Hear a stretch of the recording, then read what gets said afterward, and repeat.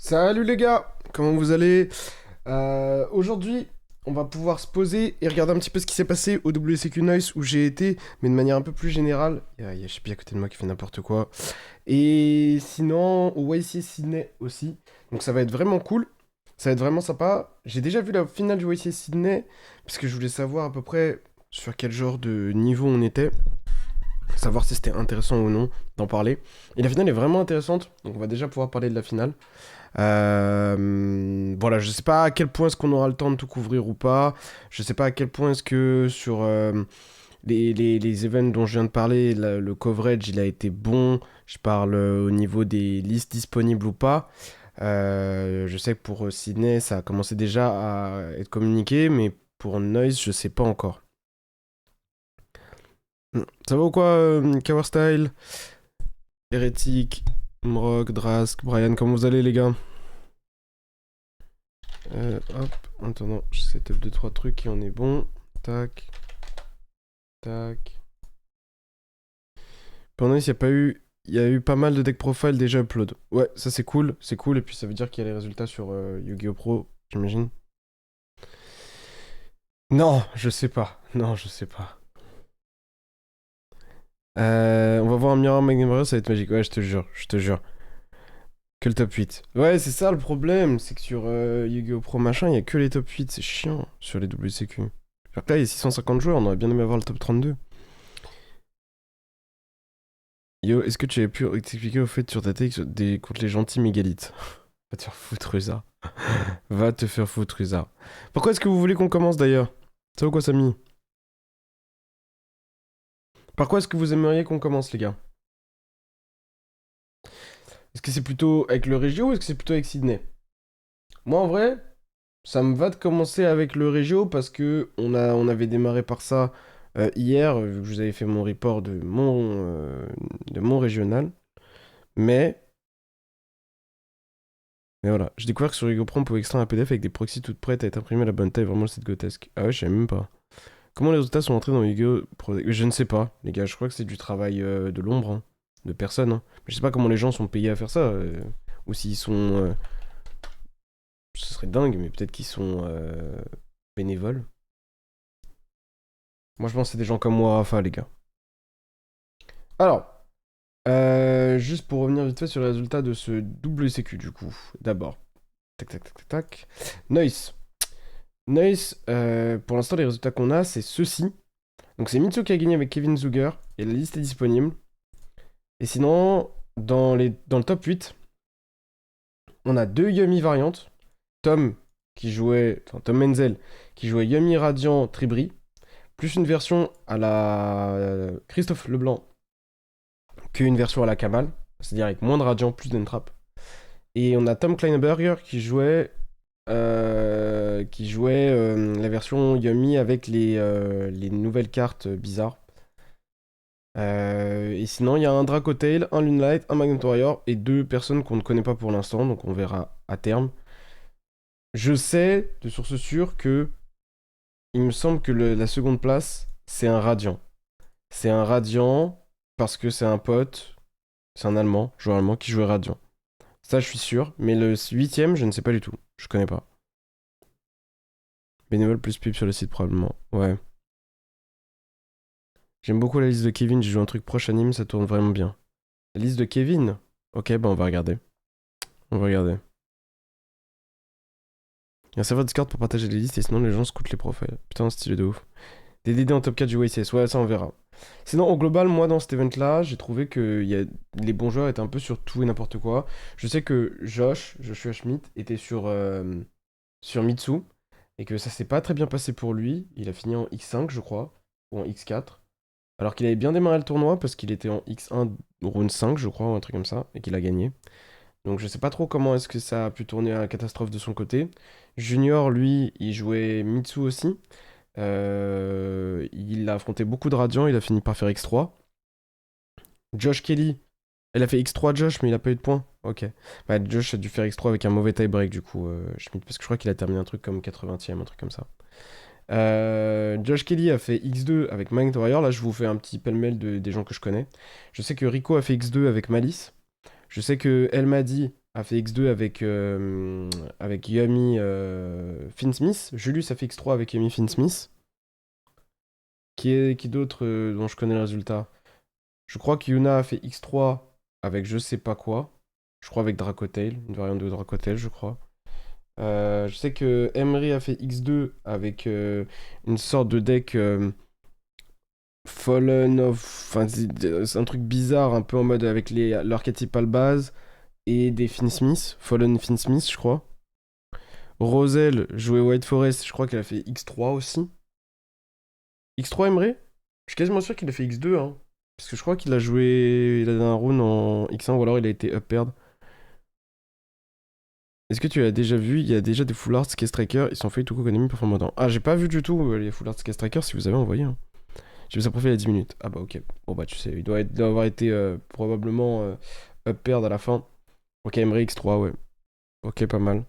Voilà, voilà. On va regarder vite fait déjà la liste de Kevin Zuger. Est-ce qu'il a fait des choses différemment de ce que les autres joueurs Mitsu ont fait?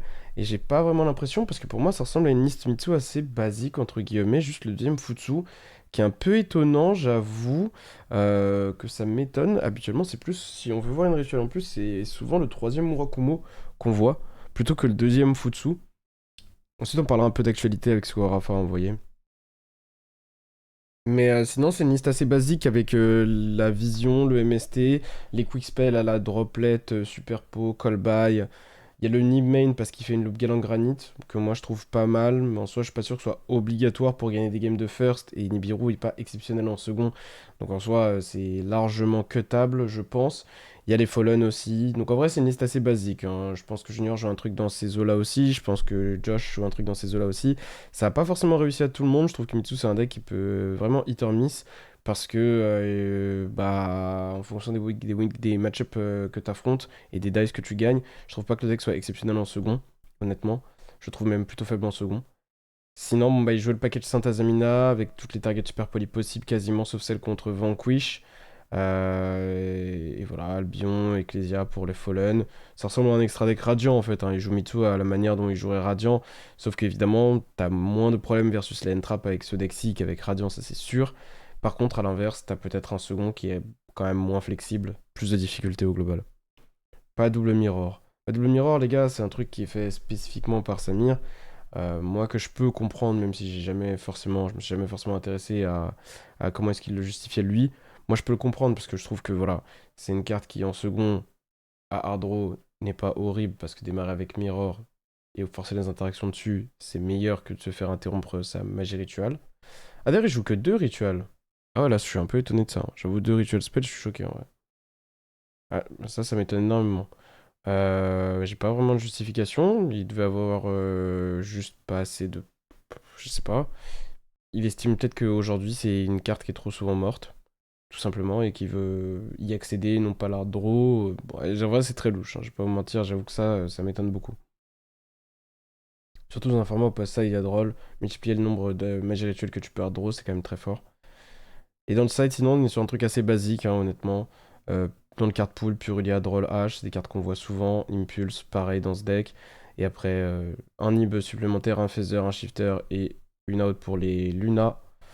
Moi, je suis pas étonné que Mitsu puisse faire des résultats de ce type-là. Maintenant, honnêtement, je pense pas que ça se reproduira très souvent. Je pense pas que le deck soit particulièrement un bon choix dans le format, sauf si les variantes de Yami pure reviennent fort. Mais je ne pense pas que ce soit le cas, honnêtement. Nanana. Il a dit qu'il voulait jouer à 40, du coup il en a cut une. Oui, mais ça veut dire aussi qu'il estime que c'est pas une très bonne carte, sinon il aurait pu cut le troisième Aramasa, il aurait pu cut une non-engine, il aurait pu cut, etc., etc. Alors,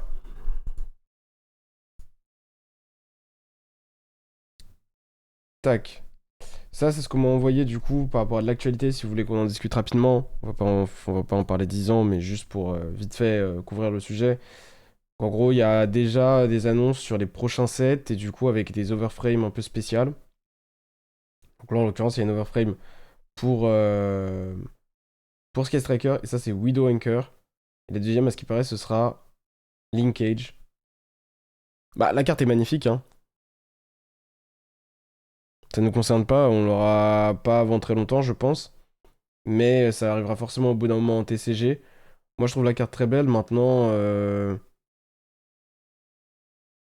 est-ce que par exemple, cette carte-là, elle aura aussi une version genre numérotée ou pas? Et à quel point est-ce que ça change quelque chose? Moi, j'ai du mal à. J'ai vu des discussions entre personnes qui sont censées mieux comprendre ce qu'est Yu-Gi-Oh! Et comment un TCG fonctionne au global. Je dirais pas trop où. Mais voilà, des gens qui quand même sont censés avoir une expertise. Et ça fait un peu peur, je vais pas vous mentir. Euh, La vision, c'est vraiment que genre les cartes numérotées vont en gros changer la manière dont Yu-Gi-Oh sera positionné en tant que TCG et qu'en gros à elle seule ça peut carry des extensions etc. Moi je pense que pas du tout. Euh, je pense que c'est vraiment surestimé ce qu'est la collectibilité de ce jeu.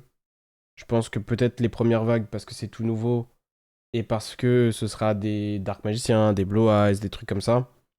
Mais à terme, des cartes comme celle-ci, par exemple, et encore c'est Sky, est-ce que ça sera vraiment quelque chose que les gens rechercheront de ouf et tout? Honnêtement, je sais pas. Honnêtement, je sais pas.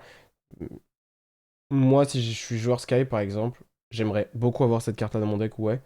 Maintenant, si elle coûte un peu cher, bah, je m'en foutrais, tu vois, de l'avoir ou non. Et surtout, bah, le problème de ce jeu, c'est qu'aussi tu joues les cartes x3, quoi. Donc ça veut dire qu'il faudrait en avoir 3, quoi. J'ai un ami au Japon qui m'a dit que là-bas, ils font la queue pour les offrames aux boutiques. Oui, maintenant, ça veut rien dire. Faut pas oublier que, encore une fois, la manière de consommer là-bas, elle est très différente. Le prix des cartes sont aussi très différents en règle générale. Donc voilà, on verra ce que ça donne, mais perso, en tout cas, les discussions dont j'ai été témoin font peur parce que juste t'as l'impression que c'est des gens qui sont un peu déconnectés, honnêtement. Mais en vrai, voilà, qu'est-ce que vous pensez du fait que à terme, ils essaieront peut-être de sortir en gros des cartes pour des archétypes comme ceux-là, des overframes, peut-être sur plusieurs cartes de l'archétype, parce que là, visiblement, il y en a déjà une seconde qui est annoncée sur Linkage. Alors que moi, j'aurais bien vu Engage, tu vois, limite, mais bon. C'est sur une box spéciale Castraker, ouais. Et je sais pas si ces cartes-là auront des versions numérotées. Parce que je crois pas qu'ils couvrent le sujet. Hum, Ouais. Pour l'instant, pas de réponse là-dessus, en tout cas, dans le truc. D'ailleurs, les cartes numérotées, elles seront numérotées en fonction des langues ou elles seront toutes en anglais réparties dans tous les pays du TCG? Pour moi, il y a trop d'inconnus encore. Pour moi, ce sera probablement en fonction des imprimeries. Donc, probablement qu'il y en aura genre 100 en Europe, 100 aux USA, je sais pas. Ensuite, l'autre question qu'on peut se poser, c'est genre, est-ce que ce sera que sur la première. Genre, par exemple, est-ce que, imaginons, ils rééditent un set un bout d'un moment, est-ce qu'il y en aura de nouveau ou pas? Genre, c'est trop bizarre en fait.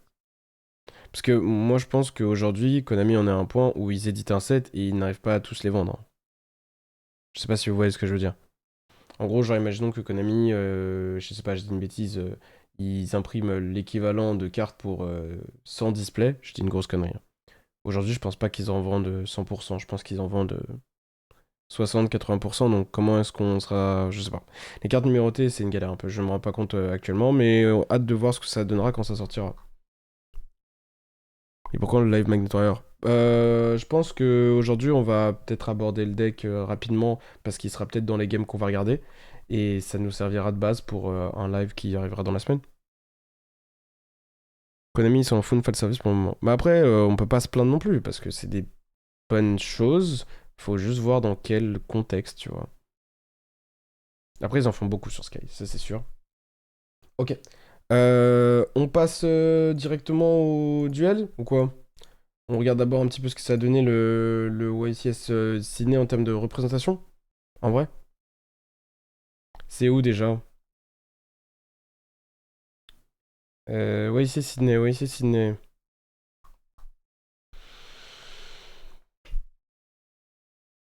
Ah, c'est là. Tao Kawani.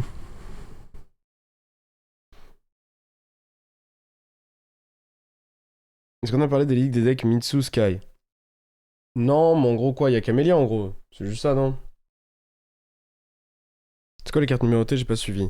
Cartes numérotées, c'est qu'en gros, sur les full art qui sortent en bientôt là, il y a une version normale, il y a une version numérotée, où en gros, ça va de 1 à 100 sur chacune des cartes. Je crois qu'en OCG, il faudra précommander cette box et tu la recevras plusieurs mois plus tard. Ok, bah on verra. Mais du coup, il n'y a pas de nouveau Mitsu, genre c'est sûr.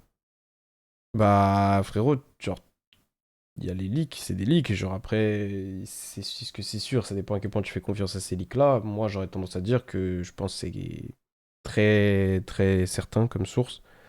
Donc en soi, pour moi, ça devrait être le contenu de. Ouais, j'ai écrit Sydney avec un i dans le titre. Ça devrait être correct.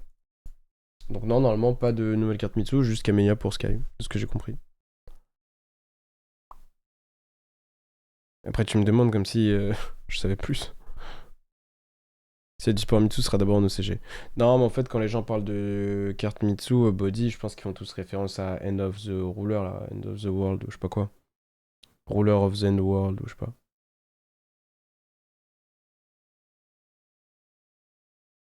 Donc voilà, et puis après, bah, à partir de là, pour moi, Camellia, c'est une carte qui est un peu surcotée. Elle est vraiment forte quand même, hein. Les deux effets, en gros, c'est n'importe quel archétype peut aller sur des Yumi désormais. Puisque, bah, en gros, tu prends deux body, t'invoques Camellia, et tu foolish drone, t'invoques Kagari, tu reprends drone, t'actives drone, et voilà quoi. Ou alors, peuvent aller vers des Sky Striker en accédant à Engage. Mais, et le second effet est sympa, parce que quand elle a envoyé cimetière, en gros, elle fait de la body gestion sur le terrain adverse. Donc ça, c'est pas horrible non plus. Maintenant, honnêtement, quel deck aujourd'hui servira de ça? Je pense que toutes les variantes Yami qui essaient de se splasher le feront. Je pense que ce sera effectivement le meilleur bridge qui existe pour Yami.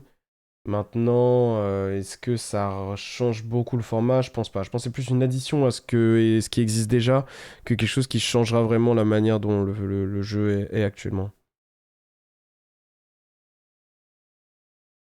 Ouais. À quand un live pour traiter du très peu connu deck Malice qui a fait des résultats ce week-end? Bah, moi, quand j'ai testé le deck, j'ai été un peu déçu, mais on en reparlera.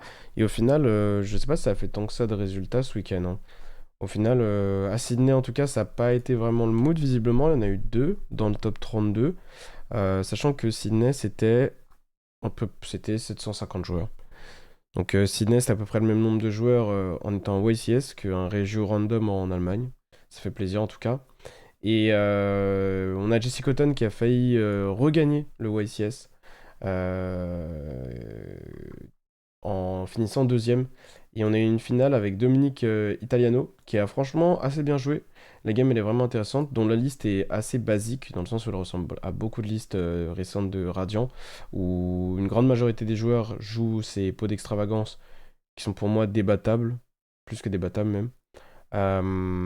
Surtout dans leur format à eux, où visiblement il n'y a pas beaucoup de decks qui sont des decks avec des entraps, et où forcément Extra bah, baisse en valeur.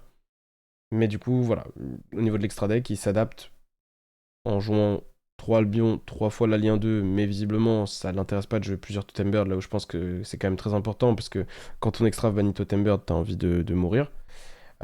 Sinon, au niveau du side, je trouve que c'est très amateur, honnêtement, comme side. Autant le main deck, je peux comprendre les choix, c'est un main deck très basique. Autant le side, je suis pas vraiment fan. Je trouve que les lava golems sont inutiles, quasiment. Purge, Purulia, pourquoi pas. Magna, je suis pas fan. Parce que je trouve que contre Dracoté, c'est une carte qui a trop de chances d'être morte. Et après, derrière, il y a Manifestation plus Megala en supplément pour quand tu vas first, pour vraiment essayer d'aller être sûr de voir de l'engine slash sûr de battre des entraps. Encore une fois, je trouve qu'accompagner des extraps, ça fait beaucoup. Mais bon, c'est envisageable. Annette, il y en a un qui a top 32 avec Malice et que le Topoligic Blaster dans l'extra. Ok. Les ennemis ont déjà évolué sur des splash, donc ça renforce ça, mais ça change pas grand chose.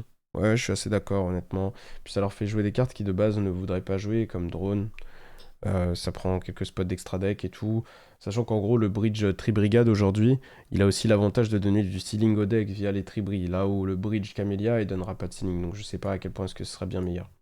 Je propose qu'on regarde directement cette finale, qu'on commence par cette finale du YCS Sydney, qui est vraiment intéressante, et ensuite on regardera si les autres games du YCS Sydney le sont aussi. Tac.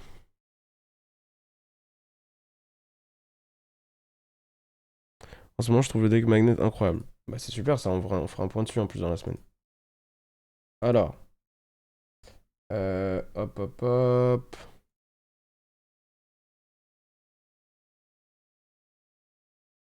Tac. Et là, normalement, on est bon. Et voilà. J'ai du mal à comprendre le choix de Dulcinea et de Virtus dans la liste Radiant. Est-ce que tu as un argument sur ce choix? Je pense que c'est la réflexion de pas mal de monde concernant les ratios de China en tout cas. H, c'est moins le cas parce que les gens donnent trop de valeur à la carte. Alors que dans ce deck, je suis pas certain que ce soit pertinent, mais bon, ok. En gros, c'est ce truc de bah, le deck pioche beaucoup et genre quand tu joues un playset, ou quand tu multiplies le nombre de playsets dans ton deck, t'as quand même pas mal de chances au global de voir des cartes mortes.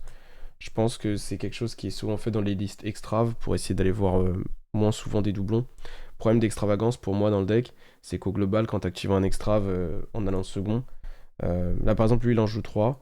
Les chances de voir 2 extraves sur tes 8 premières cartes dans un deck comme celui-ci, c'est énorme, c'est autour des 40%, quasiment. Euh, Et donc, si tu cumules les 3 extraves, les, les trucs comme triple crochet, triple Sven, quadruple Eldam avec le shield bearer qu'il joue, et qu'en plus tu joues 3 H, 3 Shina, et en plus t'as les Fuva qui sont mauvais à piocher, t'as Bandette qui est mauvais à piocher, et en fait souvent ton extravagance, en second là où il est censé apporter un plus 1 et t'aider, bah en réalité il fait pas du tout ça, il t'aide pas tant que ça. Il pioche souvent une carte morte, une carte en vie, et au final t'as juste banni 6 de ton extra deck. Moi, je trouve aussi qu'au global, ton extra, il a pas énormément de bonnes cartes à aller piocher dans une liste où tu joues Fuvalos plus H dès le main. En fait, t'as quoi les draws? Fallen, Droplet, MST, des MST. Et sinon, ouais, c'est à peu près ça, hein, Shina. Et en fait, j'ai l'impression que c'est pas assez. Donc, pour moi, déjà, ouais, c'est difficile de le jouer x3.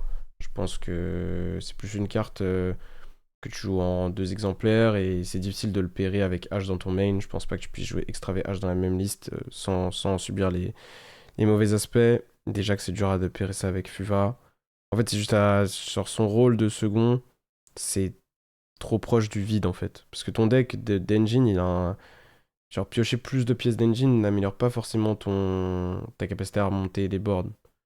Je pense que la carte, elle est jouée principalement par peur de mains avec peu d'engine. Je pense que c'est ça la raison principale pour laquelle elle est jouée. Mais je trouve que se priver de super pot, c'est très très grave dans des mirror match et contre Dracotel. Après, contre le reste du format, je pense que ça peut se faire. Je vous mets pas le son, hein, ça sert à rien, on reste tranquille comme ça.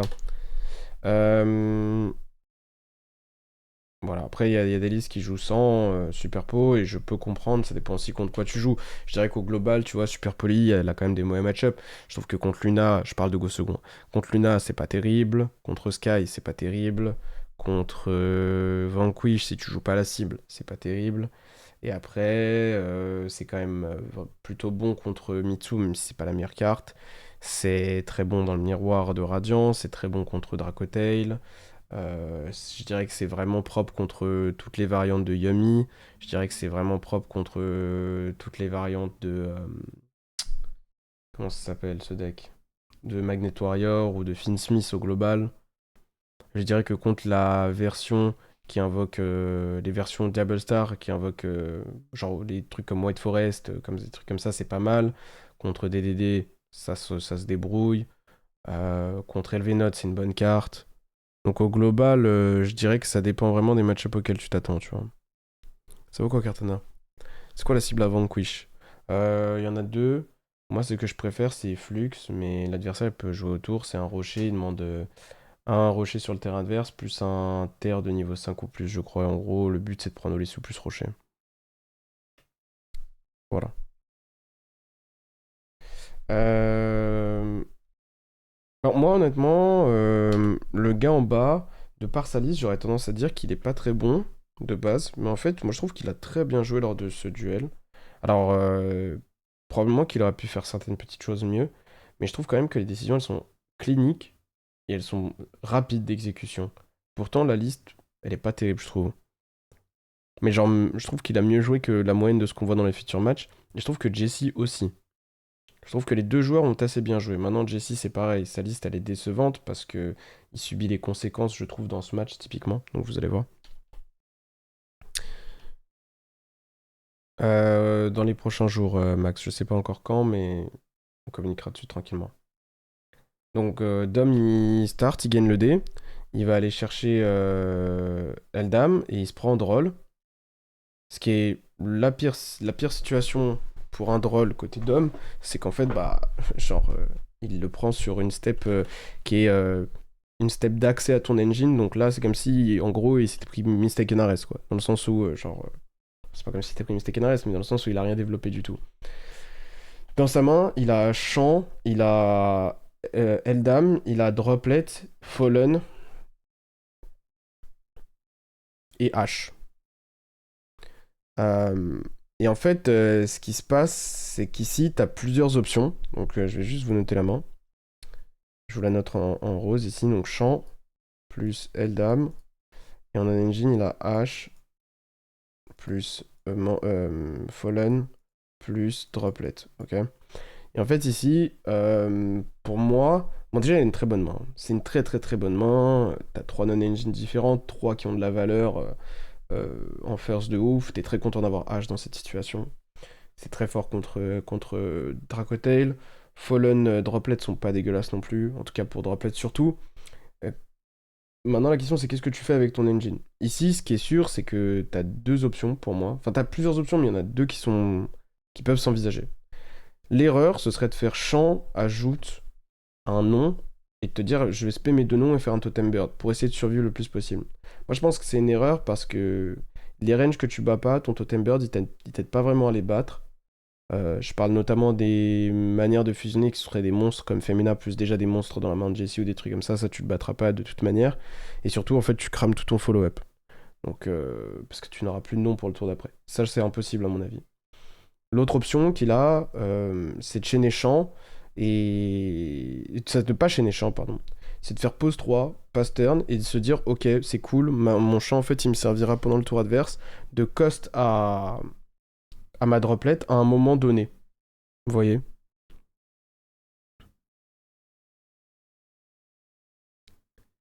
Commencer par champ Androphase pour avoir accès à Eldam, et du coup tu prends roll après le tuto, ça semble pas mieux. Non, c'est catastrophique. Parce que ton shield bearer il se résout pas du tout, et parce que si tu prends pas de roll, tu perds juste littéralement une pièce d'engine. Donc c'est pas possible de faire ça. Par contre, ce qui est possible, c'est de se dire je fais champ Androphase, add Sven, et je démarre Sven pour avoir une quick spell plutôt que. Voilà, ça c'est possible à la limite. Mais moi je trouve que c'est difficile de jouer autour de Droll main s'il a pas l'information, c'est pas une carte qui est très jouée et tout. Au global, ça me choque pas qu'il ait démarré comme ça. Champ de Megalas, puis Megalas, c'est 2 passes. Bah ça c'est horrible parce que ta Megala elle proc que sur MST et les cartes de l'archétype. Donc ça marche pas. Non, ici l'autre option du coup effectivement c'est de pas activer ce champ. Et il y a une troisième option qui est, je trouve, assez intéressante parce que ça prépare ton follow-up et parce que ça punit certainement, c'est chaîner champ, ajouter MST. Et moi, tu vois, quand j'ai vu la situation, le premier truc que je me suis dit, c'est moi je pense que j'aurais fait 7-3. J'aurais pas activé champ du tout. Parce que je veux que ma droplet elle puisse être ultra flexible dans l'utilisation. Et genre j'ai peur de pas de devoir envoyer en fait cet MST au grave. Et que j'ai fait un -1 parce que si j'avais pas fait champ add MST, j'aurais pu faire chaîne champ, chaîne MST, enfin chaîne champ, chaîne droplet, envoie champ, tu vois. Et du coup j'ai quand même la tuto de champ. Mais en fait c'est intéressant ce qu'il a fait parce que ça prépare, et je sais pas si c'est fait exprès ou pas, ça prépare quand même au minimum le retour de Droll en main potentiel, côté Dracotail. Parce que tu mets un MST au cimetière, et du coup, ça veut dire que le tour d'après, quand tu vas développer ton Eldam, et que tu vas ajouter Crocea, et ben en fait, ta Crocea, même si t'es sous Droll de nouveau, elle pourra récupérer le MST du cimetière. Alors que sinon, t'as pas d'MST en rotation. Ça permet aussi sur des top decks de commencer à Special Summon et pas devoir Normal Summon, donc peut-être mieux jouer autour de Horn, ce genre de choses. Et en fait, je trouve que il y a moyen que au final ce soit la meilleure option. En tout cas, c'est plus difficile à déterminer que ce que je pensais de base. Mais les gars, ça fait 2 fois que vous me dites add Megala pour spell pendant le tour adverse, alors que littéralement, s'il add Megala, il n'a pas de quick spell qui proc Megala. Vous connaissez pas l'effet de Megala dans le chat? Megala, ça s'active que s'il y a un MST ou une carte de l'archétype qui est activée. Une quick spell de l'archétype. Pas Fallen ou Droplet. Enfin bref. Et du coup, donc voilà, il chaîne champ à DMST. Et il fait pose 3 passes. Je vous fais des avances rapides, désolé, ça. Voilà. Tac, tac, tac, voilà. Il fait ces 3 passes. Et du coup, c'est le tour de Jesse. J'aurais dû vous laisser sa main, mais en gros, il a Fallen plus Droplet plus MST. Et en main, il a H plus Eldam. Ok. De l'autre côté, Jesse, lui, sa main, c'est Albaz x2. Donc, je parle du white. Il a Ketu Rahu. Et Sting. Après avoir activé ce drôle. Pour moi,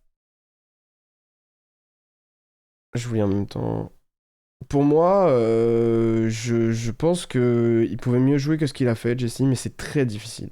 C'est très difficile. Je trouve qu'il a fait un très bon move. Mais que dans le sequencing, en fait, il s'est trompé.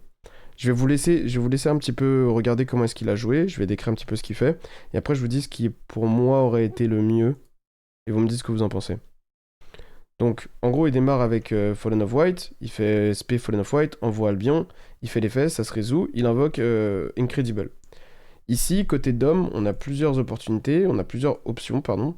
On peut se dire, je vais Fallen maintenant. Donc, je Fallen pète ça. Pourquoi? Parce que je veux pas qu'il aille sur la synchro. Parce que s'il fait la synchro, je me retrouve dans une situation bizarre où si je Fallen la synchro, il a l'option de reshuffle une de mes back row avec la synchro du Grave.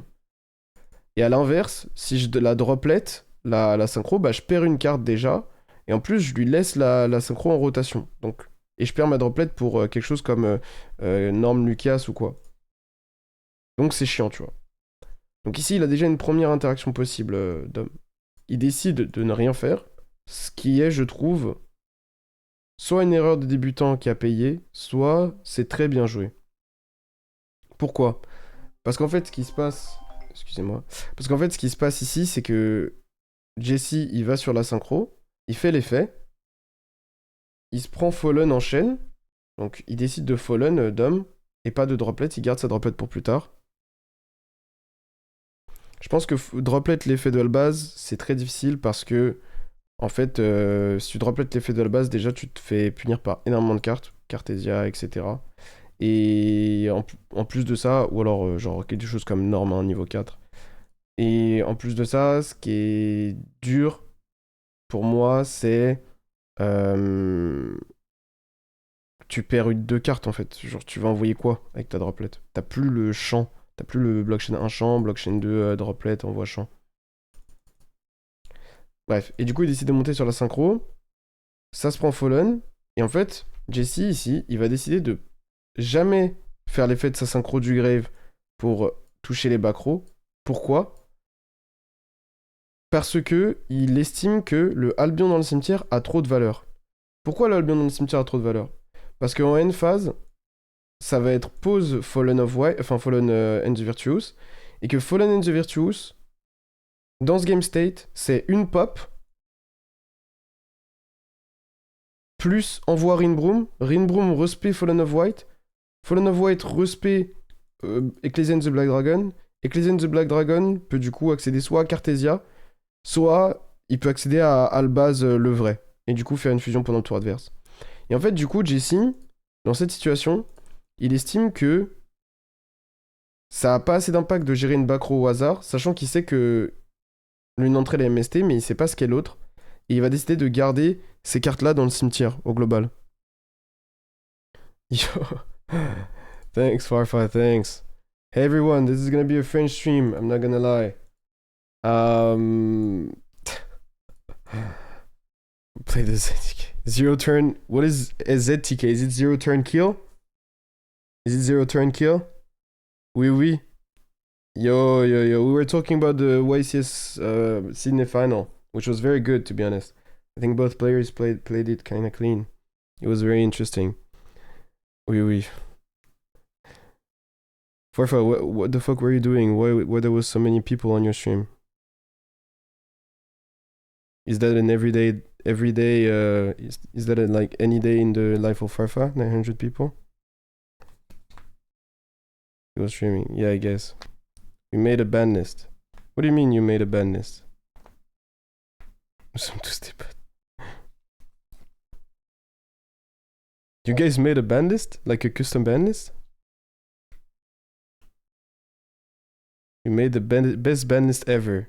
Okay. Alright.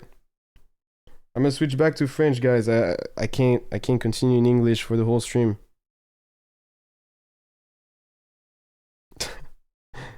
But thanks for the raid and I wish you all a good day.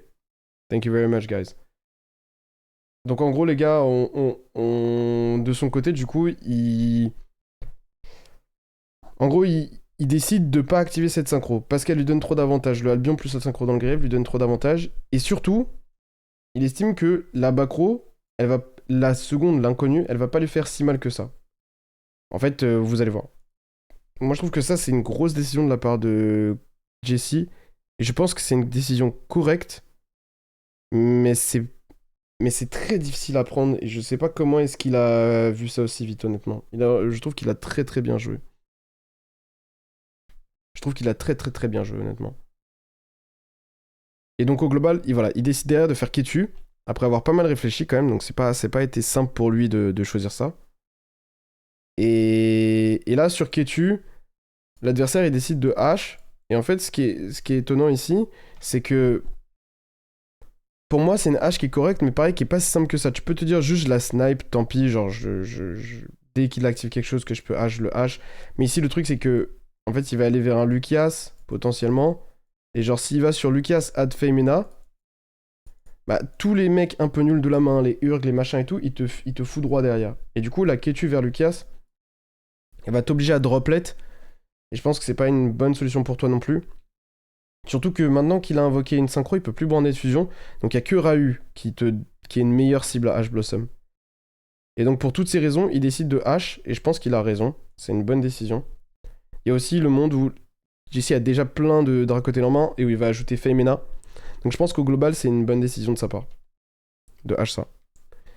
Donc voilà, il H ça, il se prend Rahu. Donc ça, c'est chiant, mais en fait, en faisant H comme ça, il a empêché d'avoir un Dracotel en main qui aurait alimenté la Rahu. Ici, la Rahu est assez faible puisqu'elle va envoyer un du deck. Mais en fait, il a 0 Dracotail en main, au global. Donc ça, c'est pas... Ça fait pas extrêmement peur. Et là, il va prendre une décision. Et pour moi, au global, c'est cette Rahu qui aurait pu être mieux utilisée, je pense. Dans l'organisation de son tour, il aurait pu mieux faire. En fait, il va faire envoie Lucias, envoie Fallen of White. Et il va invoquer Artalion. Artalion va faire l'effet pour tenter de reprendre Lucias. Et en fait, ici, il a donné à Dom la meilleure droplet plus MST possible. Il pose Flame. Et en fait, il se prend Lucias 1. Il se prend 2 MST, pète la Bacro. 3 droplets, envoie ça au cimetière, négate le Lucias. Et en fait, je pense que côté Jesse, l'erreur au global, parce que là, c'est dans la main, c'est Sting. Hein. L'erreur au global, c'est pas de pas avoir snipe une des Bacro avec la synchro, parce que je pense qu'effectivement, même en te prenant cette combinaison-là, vaut mieux avoir la quick spell qu'avoir la flame, qui sert pas à grand-chose dans le game state, honnêtement. Je pense vaut mieux. L'erreur de Jesse, qui est très difficile. Hein. Est-ce que vous voulez du coup que je vous laisse l'opportunité de la déduire ou pas? C'est dans l'organisation de son tour au global. Pour moi, il y a mieux à faire. Est-ce que vous voulez proposer des choses ou est-ce que je vous dis juste? En vrai.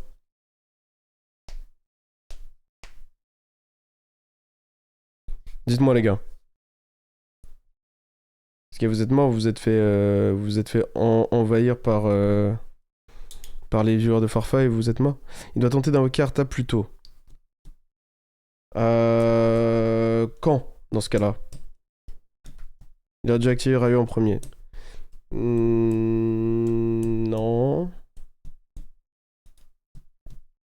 Non. D'autres propals ou pas? D'autres propals ou pas? Je vous laisse encore 20 secondes. Après, je raconte. Parce qu'en vrai, cette situation, elle est très intéressante. Et Jesse, pour moi, il a fait un putain de tour. Parce que prendre la décision de pas snipe l'une des deux macros, c'est tellement contre-instinctif, je trouve. On connaît sa main. Elle est notée à gauche. C'est Sting la dernière main.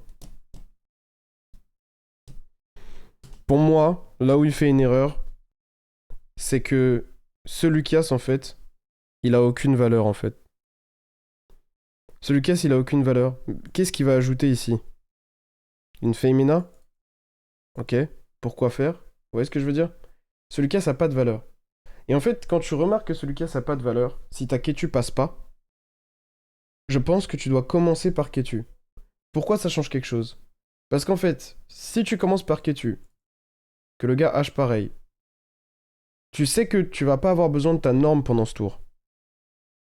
Parce que tu sais que ce Lucas, c'est... En tout cas, il est pas obligatoire dans ton tour, il est pas si fort que ça même. Et en fait, ce que ça change, c'est que du coup, tu peux norme le Albaz. Ok? Et en fait, tu normes le Albaz, tu spé la Ecclesia, tu montes sur cette synchro de la même manière. Ta synchro prend Fallen, ok, soit. Tu fais cette même décision de pas reshuffle, mais en fait, quand tu fais Rahu, tu n'es pas lock en 8. Du coup, t'invoques Gula, t'envoies Urg, et en fait, tu clears les deux bacros anyway, et tu génères le Urg, enfin le Gulamel on board, plus la posée peut pas se faire MST. Vous comprenez? La posée du deck que tu poses avec Urg. Et donc en fait, tu termines avec en supplémentaire là, tu termines avec Gulamel et une piège en plus, en fait. Gulamel est très important dans le game state, je trouve. Là où en fait, ici, ton Artalion, même si tu te prends pas droplet au final, qu'est-ce qu'il génère réellement? Rien. Il génère un Lucas qui fait rien, qui ajoute une carte qui fait rien. Il perd pas le Albion du coup? Bah non, il perd pas le Albion, pourquoi il perdrait le Albion? Il a un deuxième Albaz au global. Il peut le spé à tout moment. Donc pour moi, il pouvait mieux jouer de cette manière-là. Ou... Ouais, c'est difficile sinon, honnêtement. Sinon, il y a une autre manière, mais elle est très bizarre. C'est, tu fais quand même cet Artalion, t'acceptes de pas avoir ce Gulamel, mais t'envoies tout de même Urgula. Le problème d'envoyer Urgula sans invoquer Gulamel, c'est que tu pètes qu'une seule des deux Bacro, et c'est pas... Ça dépend de ce que tu hits après, quoi. Mais en tout cas, pour moi, l'erreur, elle est au global dans ce Lucas. En fait, envoyer Lucas avec Rahu, je pense que c'était une erreur au global. Vraiment.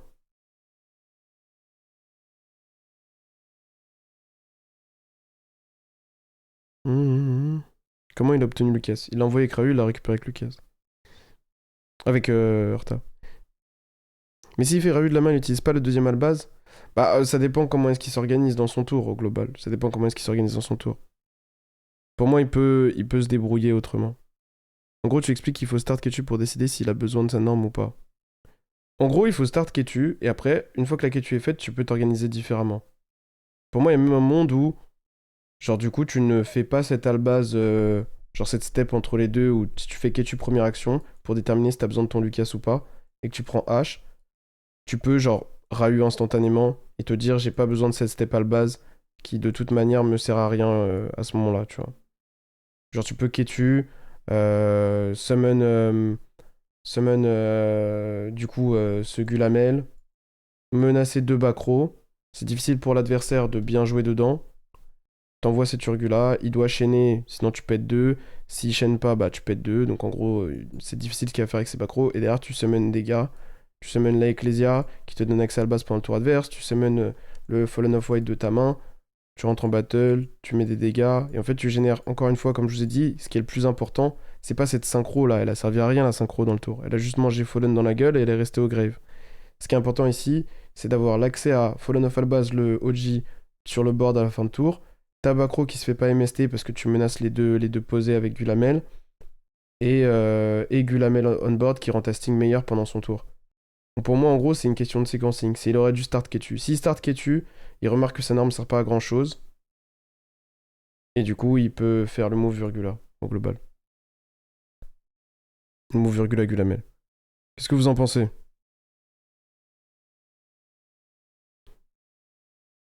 Voilà, c'est ça, imagine. En gros, c'est ça.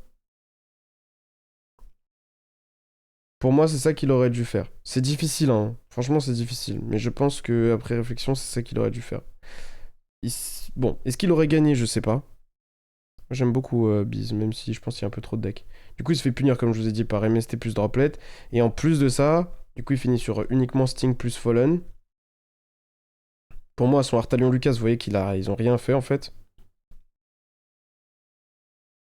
Il récupère Incredible en fin de tour. Et il passe turn. En face, ça fait Albion add une Fallen. Donc il a Eldam plus Fallen. Et il va piocher Crocea. Et la draw de Crocea, elle vient sceller la game évidemment. Mais si à la place de ce game state là, t'as en fait Fallen of White, Gula, plus genre Ecclesia, plus Fallen, Flame, Sting, je pense que t'es mieux, tu vois, quand même. Je pense que t'es quand même mieux. Donc voilà un peu de quoi est-ce que cette game, à quoi est-ce que cette game se joue. Moi, comme je dis, j'aime bien le move MST parce que je trouve que ça a mis énormément de pression à Jesse et ça jouait mieux autour de reprendre roll au global. Donc ça, c'est ce que j'aime bien dans le move. Ce que j'aime pas, c'est que ça rend cette droplet très sensible parce qu'elle pouvait pas être activée quand il le voulait enchaînant MST. Enfin, enchaînant champ du coup, vu qu'il avait MST à côté à la place. Voilà. Donc c'est difficile à déterminer ce qui était exactement le mieux à faire, mais je pense que des deux côtés, ça a joué plutôt bien. À partir de là, il va juste l'imploser, évidemment. Il y a littéralement rien côté Jesse. Il va juste il follow un truc, il se paie Crocea, il ajoute 2, il MST un truc, il se paie Vortex de sa main, et à partir de là, il développe. Et voilà. En théorie, il pouvait probablement tuer Dom, mais il a décidé de jouer un peu safe, et je pense que c'est pas honteux, honnêtement. Voilà.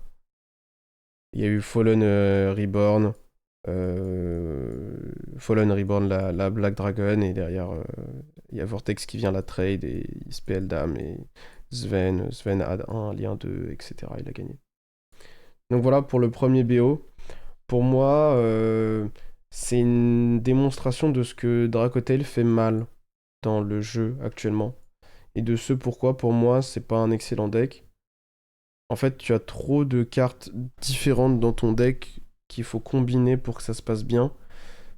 Genre là, en théorie, il a des Dracotail et des Fallen of White, tu vois. Et des non-engine. Donc en théorie, il a une bonne main. Sauf qu'en fait, faut aussi pas avoir des pièges. Et en fait, faut aussi avoir les bonnes steps Dracotail, pas les magies en main. Quand l'adversaire a H, tout de suite ton deck devient plus faible, etc., etc., etc. Au grind, c'est loin d'être le meilleur. Blablabli, blabla. Pour moi, c'est difficile. Ici, il a une main qui, en théorie, devrait être bonne, Jesse. Il a genre Droll plus une engine requirement et derrière une pièce de l'engine à la base, deux pièges de l'engine Draco. Et pourtant, ça se passe mal. Parce que juste le deck a des problèmes de composition de main au global qui sont trop graves, je trouve, que ce soit en first ou en second. On va le revoir d'ailleurs ça sur la game 2, ces problèmes de composition de main. Parce que il va avoir une main où en fait il aura que des Dracotail, pas d'Albaz, qui fait partie des problèmes que tu peux rencontrer dans un dans un deck des Dracotail actuellement. Donc là on s'en fout, c'est la suite de la game 1 où il lui clear le game state et où il le fout droit.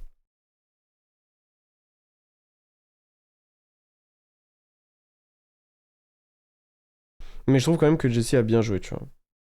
Juste, je comprends pas pourquoi il est sur Dracotail. Ma théorie, c'est qu'il passe très peu de temps à jouer Yu-Gi-Oh! Qu'une fois qu'il a piqué un deck, il reste dessus, il essaie de l'adapter juste. Ce qui est ok, hein, mais juste voilà. Ça lui ressemble pas, il est pas. Il s'en bat les couilles un peu, quoi, je pense. Il active Femina, et du coup, il a 3 noms. Donc tu vois là, typiquement, pareil. Moi, je trouve que bon, déjà, en gros, sa main, c'est Flame plus 2 Femina, 1 Urgula, 1 Frixul. Et en fait, genre, juste, il joue mal la situation au global. Je trouve qu'il peut mieux loop. Il devrait être capable de mieux loop. Je pense que c'est mal joué de faire Femina invoque Artalion dans cette situation. Je dirais même que c'est incompréhensible au global. Parce qu'en gros, il va réussir à avoir quasiment tout, mais il aurait dû avoir Pan en main au lieu de Pan au cimetière. Donc je vais vous laisser regarder son tour et je vous dis ce qui est pour moi un meilleur tour. Juste globalement. Donc voilà, il pose une piège de magie à ce niveau-là, puis il fait Ketu A de Mululu. Voilà. Il met son Mululu au grève avec Rahu. Et pour moi, il y a deux gros points négatifs dans son tour et je vais vous laisser me dire lesquels. Là, ouais, bon, là, ça c'est une dinguerie. Bon, bref, j'en parlerai après. Allez, puis il finit par Norm Frixul, Reborn Mululu et il pose sa flemme de la main et il passe turn. Qu'est-ce que vous en pensez? Qu'est-ce que vous en pensez, les gars? Est-ce que vous avez un avis? Pour moi, il y a trois grosses erreurs dans son tour. Trois grosses erreurs que je pense une majorité des joueurs de Dracotel auraient fait. Et que Jesse Cotton fait. Alors que ça m'a l'air assez simple quand même. Quand je dis assez simple, c'est pas pour lui je parle en fait. Est-ce que vous voulez essayer de les trouver les trois erreurs ou pas? Il joue beaucoup à Master Duel. Ouais, il doit jouer beaucoup à Master Duel probablement. Hein. Ce qui m'a surpris dès que j'ai vu la game, c'est qu'il ne fait pas Secrétarion déjà. Ça, c'est erreur numéro un. Erreur numéro un, ne pas faire Secrétarion dans cette main, c'est criminel. Est-ce que tu peux me dire pourquoi ou pas? Est-ce que tu arriverais à me dire pourquoi?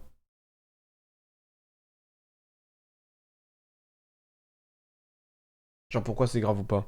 En vrai, il y a même 4 points de débat. En vrai, je vais vous sortir même un bloc-notes, je pense, pour ça, en vrai. Tellement c'est... Tellement il y a beaucoup de choses à dire.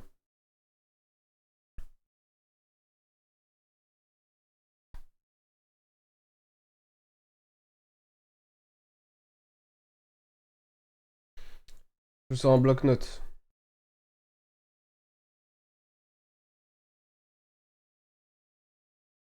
Donc,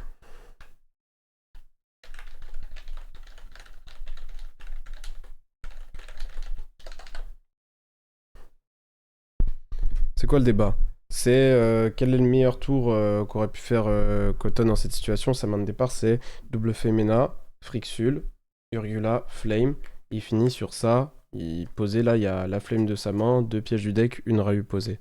Il a fait Femina, envoie 3 de la main, summon Arta, récupère 3. Il a fait Ketu, Anululu, Rahu, invoque Gulamel en utilisant le Mululu. Et après, il a fait Norm Frixul, Respect Mululu. Il a oublié Femina au grave. Non, il en a une en main. C'est juste qu'il en avait deux au départ. Tu ramènes Mululu avec Secrétarion et tu reprends Pan. Donc, déjà, en fait, le Secrétarion. Donc, déjà, je vous cite les trucs si vous voulez. Secrétarion. C'est sûr qu'il y aurait dû avoir Secrétarion dans son tour. C'est sûr et certain. Le deuxième point, et le Secrétarion, il y a plusieurs raisons pour lesquelles il aurait dû être là. Il y a plusieurs raisons. La première, c'est que, au global, je sais pas comment l'exprimer parfaitement, mais il va t'aider à mieux organiser tes ressources.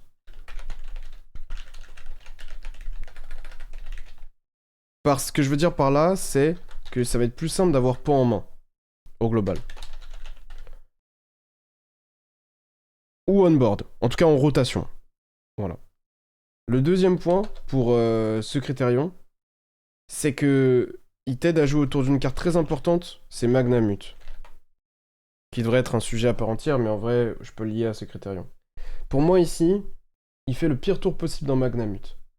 Il invoque pas Secrétarion, il met son Mululu au cimetière, il fait Norm Frixul target Mululu. S'il se fait Magna, il perd la game. Instantanément. Il joue pas du tout autour de Magnamut. C'est très mal joué. Au-delà de Secrétarion, qui aurait aidé, on va dire, à avoir une meilleure organisation de ressources, donc notamment le pan en main, et qui t'aurait aidé à mieux jouer autour de Magnamut, ce qui est très important, je pense qu'il y a une erreur qui est énorme, c'est une Rahu en trop. À la fin, je sais pas pourquoi est-ce qu'il déclare son effet et qu'il pose une Rahu. Il perd une spell dans la rotation au niveau de l'équilibre, c'est énorme. C'est n'importe quoi. Au niveau du grind, pardon. Il y a un autre sujet, pour moi, sur son tour, c'est Super Poly. Où effectivement, tu peux jouer autour de Super Poly en décidant de pas mettre un dragon et un spellcaster. Mais il doit avoir connaissance de la liste adverse. Et donc savoir qu'il n'y a pas Poly dans le deck.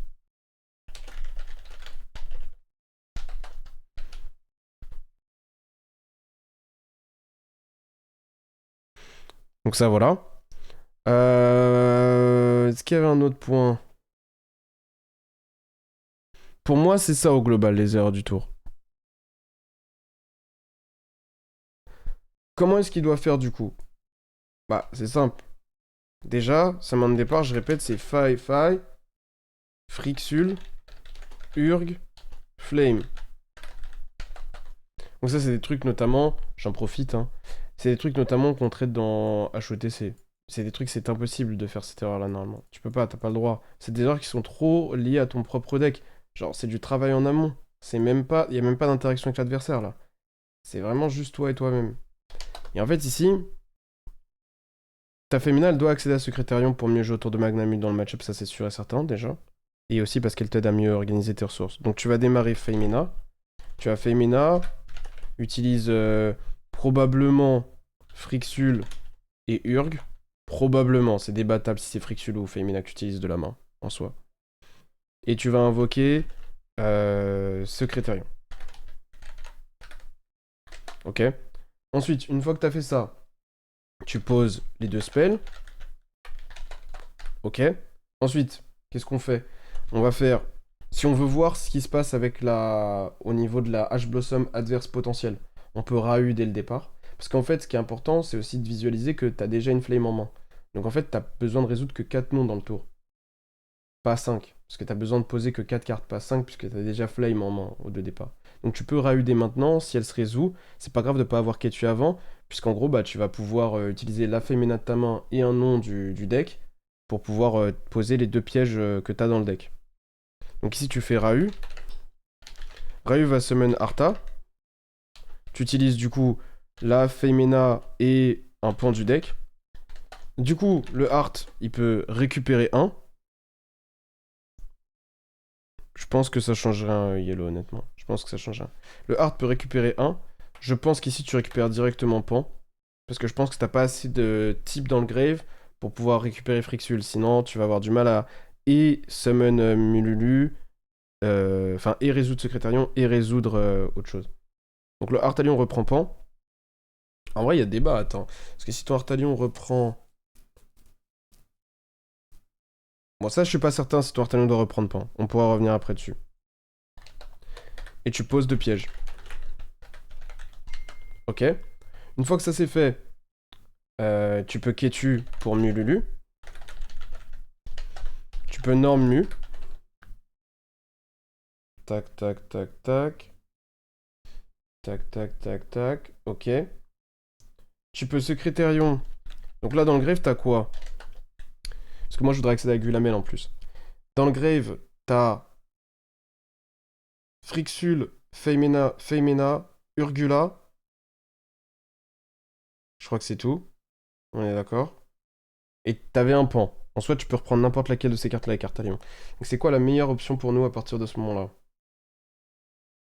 Pour moi, ce serait bien que ton Artalion il soit au grave, que ton Mululu il utilise Artalion on board pour invoquer Gulamel. Donc pour ça, il faudrait que tu récupères un en main en plus, donc ce sera via Frixul probablement. Le truc, c'est que le seul vrai dragon que t'as au grave à ce moment-là, c'est Urgula. Et c'est chiant de utiliser Urgula comme matériau à Secrétarion, entre guillemets. Donc comment tu peux faire ça mieux? Tu peux aussi d'abord Ketu prendre mu. Le problème de faire Ketu prendre mu, c'est que tu donnes de la valeur au magna adverse. Donc j'essaie de voir déjà, même si t'as secrétaire on board, donc j'essaie de voir déjà si c'est possible de le faire sans passer par mu au cimetière.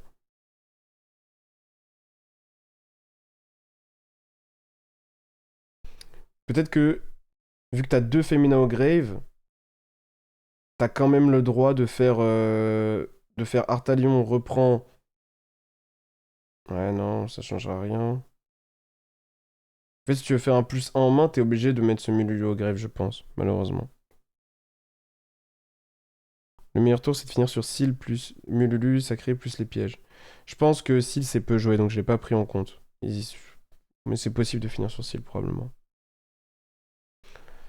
Je pense que ça va être difficile d'accéder à Gulamel dans cette situation, donc probablement qu'on est un peu obligé malheureusement de faire Ketu avant Admu et d'après activer Rahu, ce qui nous permet entre guillemets de flood un peu plus le greffe pour que notre secrétariat soit meilleur. Donc ça, je pense qu'on est obligé. Ça, je pense que malheureusement, on est obligé à ce niveau-là. Donc du coup, on change les steps, on fait juste ça. D'abord, hop, ça tu le mets là. Tu utilises Mululu et Pan, tu gardes ta féminin en main. Artalion reprend quand même Pan, je pense. Tac, tac, tac. Ouais. Et en soi, ici, tu fais Secrétarion. Tu fais Summon. Est-ce que c'est mieux de faire Summon quoi ici? Est-ce que tu peux faire Summon. En fait, le problème, c'est que si tu veux Summon Frixul. Bah non, mais autant que tu reprennes. Autant que tu fasses Pépan alors, peut-être. Tu fais Artalion reprend Frixul. Et tu fais Norme Frixul. Spécial Mululu, tu reprends Frixul en main. Et après, tu fais Secrétarion. Effet.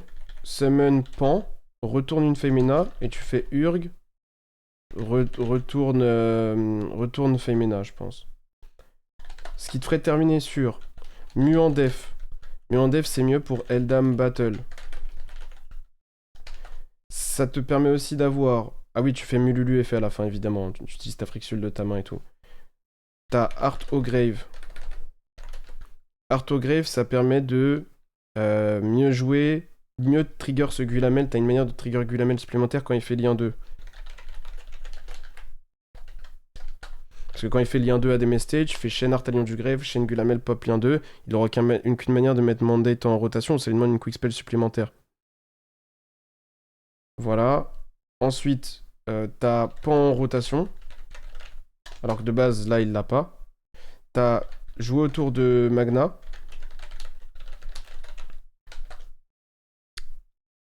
Voilà.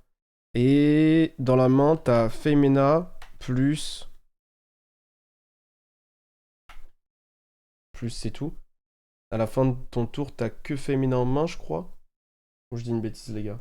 T'as Femina en main et t'as Pan on board. Mais ça, il y a probablement une manière de faire mieux. C'est la probablement une manière de faire mieux. Pour moi, c'est probable de pouvoir terminer sur Pan dans la main à la place et Femina dans la main aussi. Ah non, t'as double Femina en main ici. Non, attends, t'as qu'une Femina? Honnêtement, les gars, j'arriverai pas à le trouver là comme ça de tête. Faudrait que j'ai les cartes. Mais en tout cas, pour moi, c'est possible d'avoir Faye plus Pan en main et Mululu on board. Et du coup, tu termines sur Mululu Secrétariat Gulamel. Et voilà, ce que j'ai décrit avant. Donc pour moi, il y avait mieux à faire. En fait, tu peux mieux jouer autour de ce Magna. Tu peux terminer avec ce Secrétarion gratuit qui permet à ta Femina d'aller sur des chaos qui sont très forts pour clear des bodies. Là, c'est bien plus difficile d'aller sur des chaos. Ta Femina, elle a très peu de valeur dans ce game state là en réalité. Qu'est-ce qu'elle invoque? Rien. Elle invoque rien. Ton Mululu, il va aller sur un Artalion en bout d'un moment dans le tour. Mais ta Femina, elle fait que dalle là. Si tu mets Secrétarion on board, t'as des matériaux supplémentaires pour aller sur Chaos qui sont des Light Dragons. C'est très important. Donc pour moi, son tour, il est mal séquencé. Il peut terminer sur bien mieux. Et dans ce match-up là, ça fait la diff. Il finit quand même par gagner. Parce que l'adversaire a pas de play. Parce que la main adverse, c'est Ash, Purge, Vortex, Phoenix, Fallen. Et en fait, il a même pas d'MST. Je sais plus ce qu'il a en dernière carte d'archétype. Enfin, dans la main, pardon. Il a une droplet, ouais. Et du coup, bah, en fait, la main, malheureusement, il y a zéro play. Mais s'il y avait un quelconque play, le Jesse Cotton explose là. Parce qu'il a mal joué son board. Merci beaucoup, Bap. Merci du soutien, mon gars. Et en fait, voilà, pour moi, il y a une grosse différence dans comment un joueur Dracotail va performer en fonction de comment est-ce qu'il joue ces mains-là sans les albas, parce que ça arrive trop souvent. Donc, faut faire attention. Et pour moi, ici, il prend pas le temps, il fait les mauvais steps, il joue énormément dans Magna Mute, ce qui est catastrophique, parce que Magna ici, qui se résout, qui bannit son Mululu, empêche Mululu d'être en rotation, plus ajoute une China, c'est game, hein. Donc faut faire super gaffe, et tout ça, il le fait très mal. Voilà, je vais pas vous passer la game, parce que du coup, malheureusement, Dom, il a vraiment rien, hein, donc il peut strictement rien faire, c'est très difficile, il a aucune carte d'archétype. Pour moi, il aurait pu mieux la jouer, mais est-ce qu'il aurait pu la gagner? Je pense pas, il y a trop de ressources en face.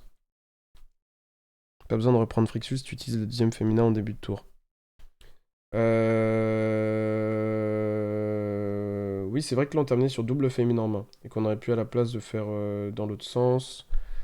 Hmm, peut-être que ça change des choses. Si je fais donc Rau utilise. Enfin, je fais Femina utilise Femina plus Urg. Summon Arta pose 2 spells. Ketu add Mu. Active Rau. Utilise Mu plus. Utilise Pan. Arta reprend Pan. Norme Frixule effet. Respect Mu. Ok. Urgula reprend Femina. Dans le grave à ce moment-là, j'ai une Femina uniquement. Je fais Mululu effet. J'utilise Artalion de mon board. Plus genre. Plus Frixule de la main. Et derrière, je fais Secrétarion. Je peux respect un nom gratuitement. Donc en théorie, je peux terminer sur Pan plus Femina dans la main. Mululu on board, les 3 pièges. Et n'importe quel nom en plus sur le board. Avec Artalion Grave et Gulamel on board. Donc c'est ouais, ça c'est mieux. Merci beaucoup Nairobi. Merci du soutien mon gars. Merci les gars. Donc voilà, bon, il y avait mieux à faire en gros, hein, je pense que vous l'avez compris. Et ça pour moi c'est un domaine dans lequel 99% des joueurs Dracotel doivent s'améliorer, même les meilleurs. Je trouve que c'est constamment pas très bien joué. Et c'est très étonnant, je trouve. Très très étonnant. C'est pour ça que Dracotel est aussi un deck que j'aime beaucoup. Parce que justement, il est quand même malgré tout très complexe. Moins depuis l'Albaz, mais t'as toujours ses mains sans les Albaz, et même avec les Albaz, des fois c'est complexe. C'est juste que c'est moins punitif en fait. Bien joué, magicien. Incroyable. Ok. Et donc là, on a la game 3, où pour le coup, pareil, pour moi, ça montre encore une fois, je sais pas. En fait, ça montre la capacité de Radiant à jouer autour de Droll, et l'avantage de rentrer ces Megala post-side. Merci beaucoup, Néo. Merci beaucoup. Bienvenue à Jokani. Merci encore. En fait, il va start Extrave, et moi j'aurais tendance à dire, il prend Droll, tu vois. J'aurais tendance à dire, bah putain, déjà, remarquez, hein, les deux facteurs dont on parle beaucoup concernant Extrave. De 1, sa main elle était jouable avant ça. De 2, il pioche Extrave sur Extrave, mais il aurait pu aussi piocher. Il y a beaucoup de cartes qui sont mortes sur Extravagance, des doublons, etc. Quand t'es game 1, des cartes comme Fuva et tout, des cartes comme Mandate, blablabla. Puis il peut plus vision du tour, ce qui est très chiant aussi. Du coup, ça lui met en plus, ça donne à l'adversaire un drôle facile, entre guillemets. Wesh les gars, mais c'est soudain aujourd'hui, merci beaucoup, Ati. Et du coup, il se prend drôle, et sa main, à ce moment-là, elle est très bonne, hein, très très très bonne. C'est Champ, après avoir fait le Extrave, il a Champ, Extrave, Megala, Crocea, H, et je crois que c'est tout. Ou alors j'ai oublié une carte. Je crois pas. Du coup, il décide de chaîner Champ, et il ajoute MST, ce qui est vraiment bien joué. Et en fait, ici, il a plusieurs lignes possibles, et moi je trouve qu'il fait une très très très très très bonne ligne. Il déclare. Ah oui, la China en plus, pardon. Il déclare Crocea, Crocea effet reprend champ, il va faire spé Megala, poser champ, activer MST sur son champ, il block chaîne la Megala, un Megala, 2 champs du grave, summon Vortex, il monte sur lien 2, lien 2 effet reprend le MST du cimetière, et là il pose 2, pass turn. Enfin, il pose MST de la main, il a la champ posée du grave, pass turn. Et en fait, sous Droll, donc le mec a fait -1 en face, il a H, China, plus un MST avec champ, et il a Vortex qui revient. C'est une très très très bonne situation. Là où il fait une erreur, c'est que... Il a un extra pour le tour d'après, mais bon. Là où il fait une erreur, je trouve, c'est que pour moi, en stand-by ici, et je sais pas pourquoi est-ce qu'il l'a pas fait, il doit activer son champ. C'est dommage, t'as fait tout ça pour ça. T'actives champ en stand-by. Et voilà, t'ajoutes ce que tu veux, et ça place mandate, et t'es très bien, tu vois. Et comme t'as ton MST, là, avec ça, tu peux directement spé soit Eldamad Crocea, soit Crocea directement, ajoute Phoenix plus MST, bref, t'as des options, quoi. Et là, en fait, il fait pas ça du tout. Il laisse l'adversaire rentrer en main phase, je sais pas si c'était voulu ou si c'était une erreur. Et en fait, ça fait spé Pancra, normal base effet, pitch Urgula. ça se prend China et ça range son deck. Encore une fois, je pense que voilà, ça montre quand même une des limites de Dracotail. Trop de cartes qui n'ont pas énormément de valeur ou qui ont des valeurs que conditionnées. Et ça, pareil, c'est une carte de merde en fait que tu rentres uniquement parce que t'as peur de fissure. Mais moi, je pense que c'est une erreur et qu'il faudrait essayer de gagner les games. Jouer des cartes qui gagnent les games quand il n'y a pas fissure. Parce que le problème, c'est que sinon, tu te retrouves à jouer des cartes qui t'aident pas assez quand il y a fissure et que quand il n'y a pas fissure, sont nulles. Ça devrait jamais être dans le deck. Si c'est dans le deck post-side, ça sous-entend quand même que t'as un gros problème. À quel point est-ce que ton engine est capable de push dans les boards, parce que ça veut dire que tu veux que ta Ecclesia soit capable d'aller sur Fallen of Alabas en second. Ce qui est très bizarre. Le Droll, je pense qu'il est rentable, mais tu sais que tu peux te faire voler parce que des fois il est très nul, c'est un peu gamble. Je trouve ça bizarre quand même. Et le Urgula, bah, c'est typiquement le genre de cartes qui sont en overall un peu faibles dans les mains, et c'est chiant parce que t'en joues trop dans Dracotail. Spéphonix directement aussi, c'est ok. Spéphonix directement, ça s'entend totalement. Ça s'entend totalement, surtout que t'as China et tout, donc ça se fait bien sûr. Ouais. Tout ça pour dire qu'en gros, bah, pour moi, voilà, cette game, ce BO, il était très intéressant, moi j'ai trouvé, parce qu'il y avait énormément de choses à dire. Je trouve qu'il montre quand même pas mal de bons points de Radiant. Je trouve qu'il montre pas mal de mauvais points de DT. Et au-delà de ça, il montre quand même la difficulté de certaines mains Dracotail à jouer. Je trouve que sur la game 1 et la game 2, Jessie peut faire mieux. Et je pense que cette game 1, elle est gagnable au global, côté Jessie. Est-ce qu'elle est gagnée? Je sais pas, mais gagnable, c'est sûr. Et ça, c'est terrible. Donc voilà. Qu'est-ce que vous en avez pensé, vous? Est-ce que le board prenait pas de manière violente Evenly?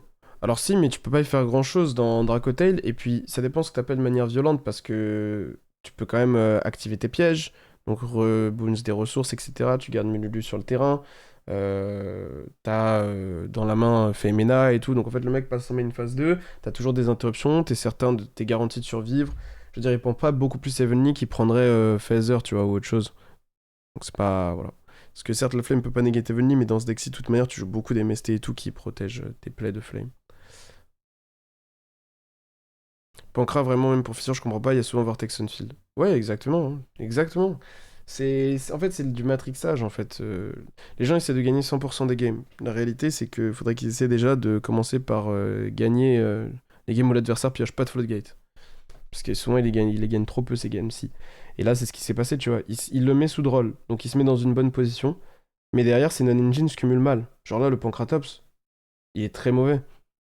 C'est franchement, c'est une carte d'un ancien temps, tu le vois là. Qu'est-ce qu'elle fait la carte, sincèrement, ici?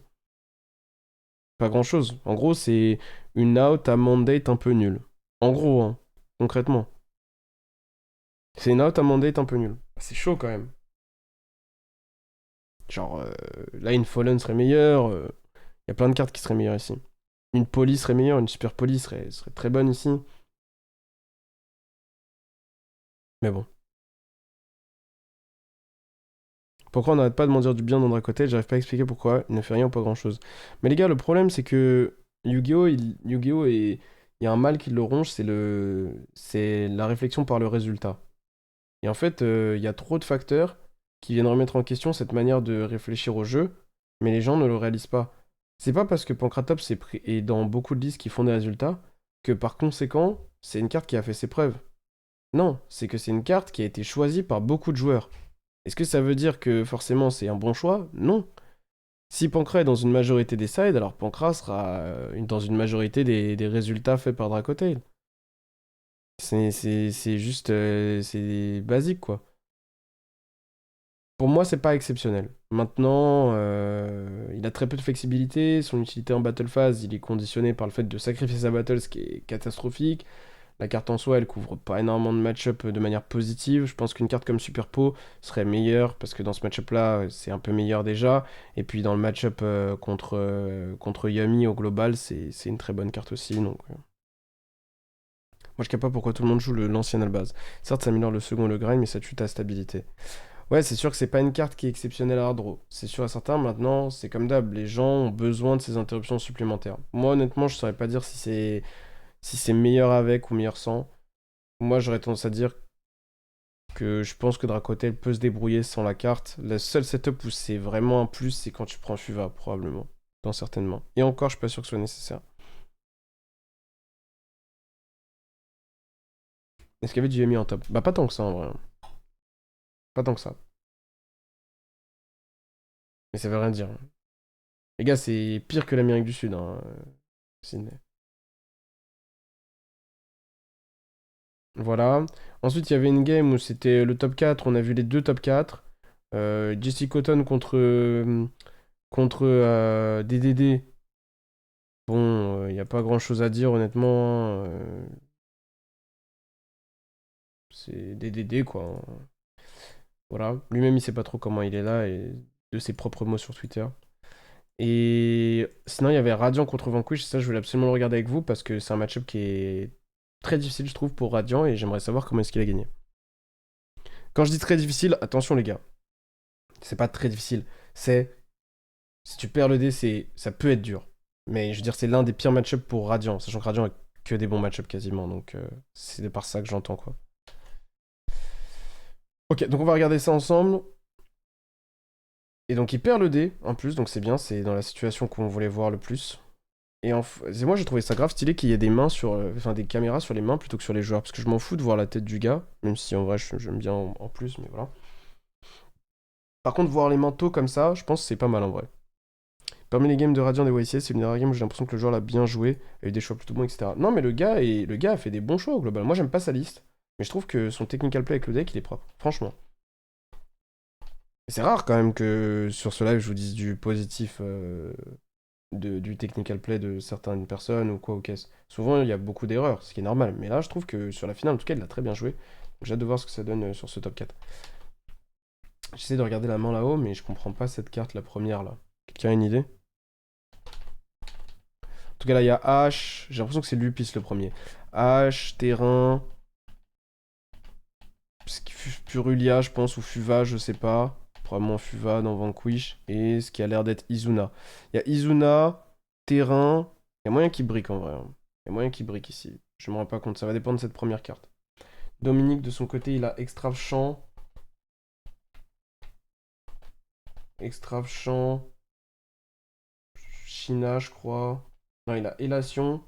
Champ, Extrave. Droplet. Eh non, il a gagné le dé, je dis de la merde. Oh putain, dommage. Ok, bon, il start Extrave. Ça va. Est-ce que ça va H en face? Tiens, ça c'est intéressant à voir. Parce que pour moi, le meilleur Extrave, c'est le Extrave qui prend H Blossom. C'est le meilleur extravagance. C'est fou de dire ça, mais. Il prend H, et du coup, en fait, t'as dépensé 0 de ton ceiling, et t'as pas pris le risque de piocher une dead card, entre guillemets, ou quoi, qui ne t'a servi à rien. Tu peux toujours vision qui pioche et tout, t'es toujours libre de jouer comme tu veux. Donc il a Eldam, hein. Non, il a Sven, pardon. Il a Sven Crocea, Champ, Élation, je crois. Non, il a Sven Crocea, Droplet, Élation. Il fait Space Sven effet. Ça passe. Il va chercher quoi ici? Probablement Champ, du coup. Très intéressant, Radiant Typhon. Je l'ai joué pour la première fois en WCQ ce week-end, et c'est la première fois qu'avec un deck, j'ai l'impression de pouvoir gagner tous mes buzz si j'avais pas fait d'erreur. Oh, c'est un très très bon deck, hein. Ça cache quelque chose ton envoyé spécial que t'as payé pour redorer ton image en stream. Tu penses, Cortana? Non, je pense juste qu'il joue bien. En tout cas, sur la game contre Jesse, je trouvais qu'il jouait très bien. Champ ajoute Eldam. Est-ce qu'il va déclarer Crocea maintenant? Non, il fait spé Eldam effet. Il ajoute Megala, il prend Fuva. Il se fait un peu punir là-dessus. Je pense que il a envie de blockchain sa Crocea. Il sait qu'il est contre Vanquish, que ça joue peut-être Gospel. Donc il veut absolument blockchain sa Crocea. Pour moi, c'est discutable le besoin que tu as de faire ça. Et ce qui aurait été intéressant, c'est que si ta Crocea, tu la mets on board et qu'elle se résout et qu'il n'y a pas Belle en face, quoi, en gros, bah, en fait, tu fais du plus parce que derrière, quand tu vas, tu peux faire Eldam add Vortex et pas Eldam add Megala, tu vois. Tu fais un peu plus gaffe à ça, du coup. Après, ici, ça change pas énormément, c'est juste que tu risques de donner une pioche en plus sur la Ghost Bell et c'est un peu chiant, en vrai. Moi, je serais lui ici, je me demanderais combien de pioches je veux donner au total. Est-ce que contre Vanquish, ma X3 est si importante que ça? Probablement pas. Après, il y a aussi l'idée de ne pas développer Crocea trop tôt pour probablement jouer autour de Izuna, parce que tu développes Crocea un poil trop tôt, alors que là, tu pourrais aller sur lien 2. Donc en vrai, je peux comprendre ce qu'il a fait.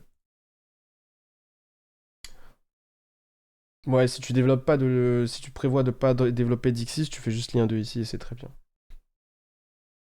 Merci Clem. D'ailleurs les gars, je gère... on avait touché le sub goal le mois dernier. Donc je gère ça début mars là. Je gère ça début mars. Donc je vous mettrai le lien sur le Nightbot et tout. Donc si vous voulez participer, normalement c'est point d'exclamation giveaway. Il y aura un truc donné. Ok, du coup il a des MST. Développe Megala, activation, chaîne MST, add MST. Il bloque chaîne l'arrivée de la Crocea. Il invoque Vortex. Il accepte de donner une draw supplémentaire. C'est loin d'être la fin du monde. Il place la mandate. Là, et là, si on se repose. Il a deux en main. Il tente de Crocea. Il se prend belle. Il va juste chaîner probablement Vortex ici. Tu peux chaîner Vortex, frérot. C'est gratuit. De toute manière, t'as des MST pour prévoir la Izuna. Donc t'es chill.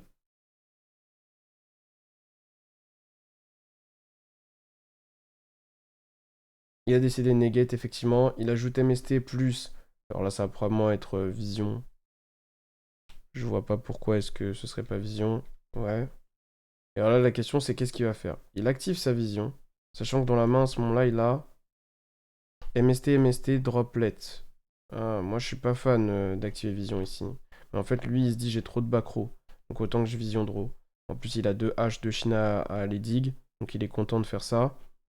La question, c'est est-ce qu'il va chaîner MST maintenant? Pour reposer sa vision ou pas?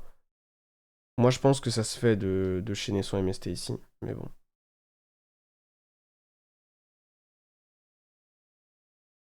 Draw H plus Sheetbearer. C'est chiant parce que c'est le seul que tu peux pas discard. Il va devoir discard un MST dessus. Et maintenant, il se retrouve avec, entre guillemets, seulement deux posés. Et la Izuna va peut-être lui faire mal. Il draw un avec Mandate. Il a bien raison. C'est vrai qu'il y a cet argument-là aussi qui est cool. Il a pas fait Sheetbearer avant de draw. Ça, c'est bizarre. Il draw un Extrave. Extrave dégueulasse, évidemment. Aller piocher avec tes visions, avec tes Mandates et tout. C'est aussi un point négatif de la carte quand même. Bizarre de pas avoir activé Sheetbearer pour vider un peu son deck des mauvaises cartes. Et là, il va probablement tout poser. Il va se prendre Izuna en fin de main. On va voir comment il va se débrouiller contre la Izuna. Izuna se résout en spé Lupis. Lupis se résout. Enfin, envoie Lupis. Lupis se résout. Spé Lupis. Effet. Spé Nash. Il va pouvoir faire l'effet de Nash. Il fait pas l'effet de Nash en fin de main? D'accord. Il fait pas l'effet de Nash. Moi, je suis étonné, putain. En vrai, Dominique, tu penses combien tu le roules dessus ou pas? Bien sûr, évidemment. Je suis dans un jour normal.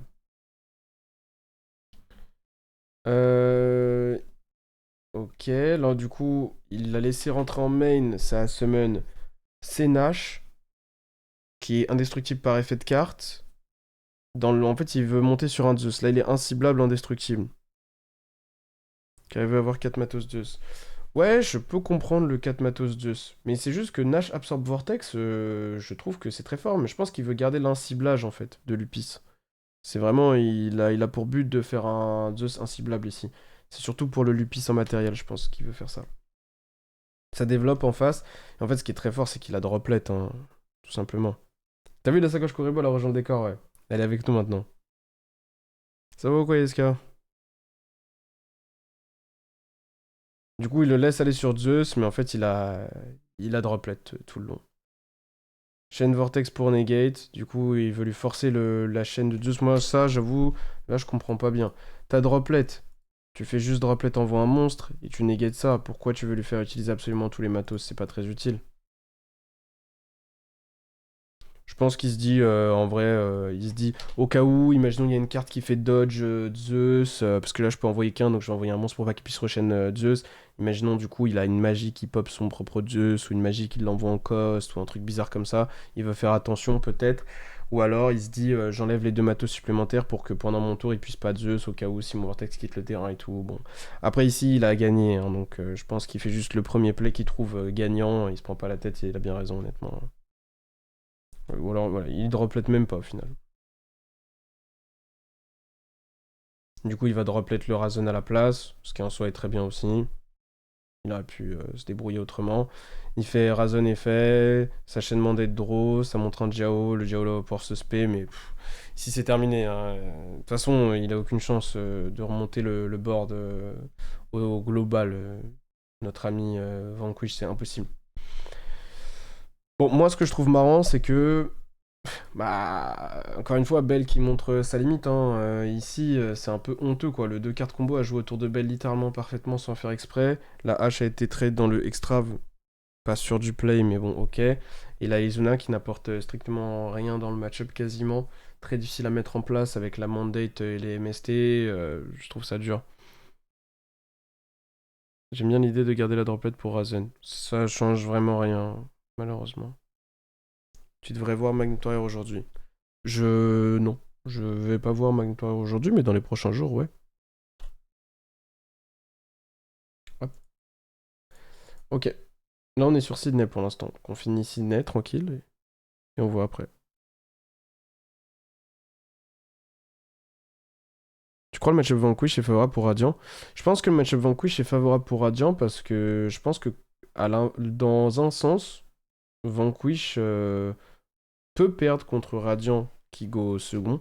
Je pense que Radiant a énormément de mal à perdre versus Vanquish qui go au second. Je pense que c'est quasiment impossible, honnêtement. Tu as tellement go first, post side, tu as trop de moyens de pas faire proc Izuna aussi. En fait, ça arrive très souvent que tu la fasses pas proc sans faire exprès, ouais. Même quand tu la fais proc, souvent, il y a trop déjà on board. C'est facile qu'il y ait Vortex déjà on board à ce moment-là et tout, c'est trop chiant pour lui.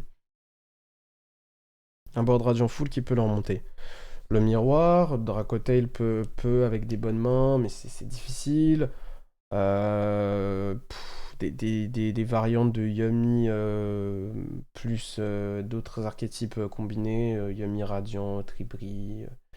Et c'est difficile, c'est difficile. Mais ça dépend, parce que un board Radiant, ça veut rien dire. Un board Radiant, c'est mandate, 1 ou 2 MST, et voilà. Des fois, il y a Elation en plus, des fois, il y a Vortex en plus, des fois, il y a Phoenix en plus, des fois, il y a 2 posés en plus, des fois, il y a des entrappes en plus, ça dépend de quel board on parle.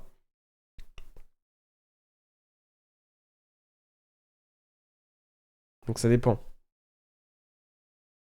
Ouais, je suis d'accord, Toon, que c'est plus agréable. Le fait de voir les mains, c'est une très bonne initiative de leur part. C'est quelque chose qu'ils ont retiré du, des streams en Europe et en NA et qui est très dommage, je trouve. Alors, donc là, j'ai l'impression que Dominique, il a sidé Lava Golem, ce que je trouve très étonnant dans le match-up. Il a Fuva Lava, Eldam. Je crois qu'il a double Fuva. Non, il a. Wesh, wow. Il a Fuva Purge, Golem, Eldam, Crocea, je crois. Il a une vraiment bonne main. Mais ça m'étonnerait pas qu'il perde parce que le golem est vraiment nul dans le match-up, je pense. Le joueur Vanquish, il a Stake, Shifter. Je vois pas bien. Je crois qu'il a double Stake, Shifter. Là, il veut prendre Callby sur Fuva. Il veut prendre? Pourquoi il veut. Ah! Je suis pas sûr qu'il veuille. Honnêtement, je vais pas te mentir, Jim, je suis pas sûr qu'il veuille. Mais s'il le prend, il a une option. Wesh! Le shifter qui est parti au grave. Ah, il l'a chaîné. Il l'a chaîné direct. Ok. Il veut le mettre sous shifter. Je suis pas sûr que ce soit une si bonne idée, honnêtement. Je crois qu'il y a double stake, hein. Je suis pas certain. Attends, je vais essayer de regarder quand il. Tribute Rocher plus Izuna, ça m'a l'air ok quand même sur le papier. Tu veux dire Reaper? En fait, Reaper, c'est pas une menace dans le match-up du tout, et Rocher, on s'en branle, donc non, je trouve ça dégueulasse. Tu perds ta norme, en fait, surtout. C'est ça qui est catastrophique.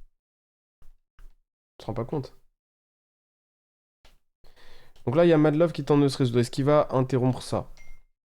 Sachant que sur le Fuva, il a l'air d'avoir pioché un autre nom. Il a pioché Second Eldam, je crois. Non, il a pioché Purulia, pardon. Pour moi, ici, ça se débat en vrai, hein. Si t'as Fuva, je serais tendance à dire que tu peux Purge. Il chaîne Purulia à Madlove. Non, il purge pas, il active Purlia en réseau de Madlove, d'accord. En face, ça fait Field Spell add. Et là, ça va purge maintenant. Alors ça, c'est dommage. Ah, mais peut-être que c'est parce que si purge, il peut plus purger après, parce que purge enlève les water. Je me rappelle plus si purge enlève les water, les gars. En plus, il peut plus Space Name à cause de Shifter. Bah, c'est une raison de plus de purge Madlove pour pas qu'il y ait de backrow en face. Mais ouais, en fait, sinon son Purlia était mort, donc il a dû, en fait, il a dû faire une concession ici. Je pense qu'il y a un monde où c'était quand même meilleur de se dire, bon, tant pis, je résous pas mon Purlia, tu vois. Parce que là, en fait, ça devient difficile pour lui.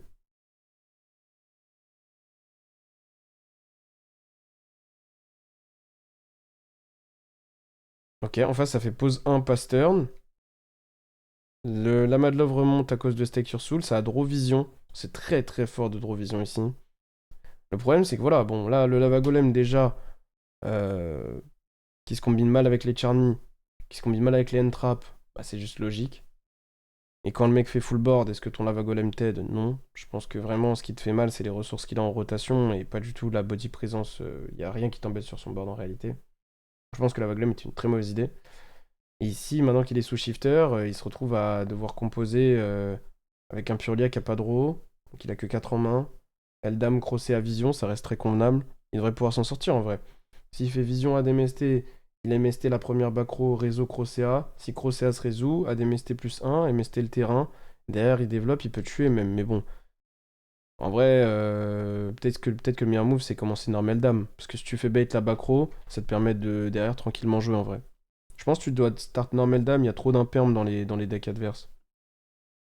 Tu start normal dame, ça fait craquer un perm 100%. Tu fais vision ADMST, MST pop terrain, spec Crocea à 2, tu gagnes, je pense. Start vision pioche 2, jamais de la vie, je pense qu'il faut faire ça. Jamais de la vie. Pour le coup, c'est vraiment très mauvais. Pioche droplet China, il se retrouve à devoir enlever une engine de sa main, il a perdu. Il a perdu sur l'utilisation de sa vision un peu greedy. Ça, c'est une constante, hein. Moi, je vois beaucoup de joueurs radiants faire vision pioche alors que c'est très peu souvent le bon move. Parce qu'en fait, t'as trop de mauvaises cartes ici. Tu pioches des purges, des haches, des machins, t'es dégoûté. Tu pioches des charmy, des machins, t'es dégoûté. Tu pioches des lava, t'es dégoûté. Tu pioches des breakers, le mec a rien de board, t'es dégoûté. Ta vision ici, c'est déjà un extender puisqu'elle va venir aller pop avec quelque chose en face, t'autoriser à mieux jouer dans les boards adverses. Pourquoi est-ce que tu fais draw 2? Pourquoi? Pourquoi? Le truc au jump, c'est que en gros, tu peux faire. En fait, dépenser 2 MST qui se finissent par être bannis, c'est pas gratuit. Donc, pour moi, tu peux faire normal dame, tanker là un perm, faire vision add MST, pète le terrain, spec Rosea, add 2 et tu t'en sors largement. Ça te permet d'avoir un MST en plus dans la game. Normal dame est fait, qui se prend un perm, ok, bon, ça on l'avait pas vu, mais c'est logique. Et au final, maintenant, il se retrouve à Pastern, alors qu'ici, il faisait juste Vision MST Pop, Spec Rosea, il le fumait. C'est pas très bien joué, côté Dom, mais qui perd cette game alors qu'il devait la gagner. Il se prend second stake maintenant, et là, il va commencer à perdre le grind. Il a laissé le terrain up en plus, il se retrouve à China, mais c'est ridicule. Il y a un Razen qui tombe, une droplet qui l'échange, ça part sur lien 1 reprend. Il a plus de ressources, il va perdre normalement. Eldamad Crocea, le tour d'après, je sais pas trop ce qu'a foutu Jacob pour être dans cette situation. Ça devrait pas arriver, mais en tout cas, il a droit avec Burger, il a lien 1 qui peut spé Razen. Razen en face de China, à Jiaolong. Il fait Razen Pop, ça se coupe. Il n'y a pas de quick spell côté Dominique, il peut pas spé sa Crocea. Il y a César en face côté Jacob qui va pouvoir péter du coup, les deux bodies au total avec Razen Pop 1, César Pop 2. La Crocea elle est bloquée en main. Il a Lava Golem Crocea en main, Dominique. Ouais, c'est pas. C'est dommage, parce qu'il pouvait la gagner celle-là, largement, largement, largement.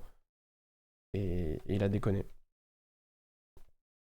Aussi bien dans son siding pattern, mais de toute façon, son deck est pas prêt contre Vanquish, ça se voit dans la liste. En tout cas, pas autant que ce qui pourrait l'être, je pense. Ça vaut quoi, du Hakino?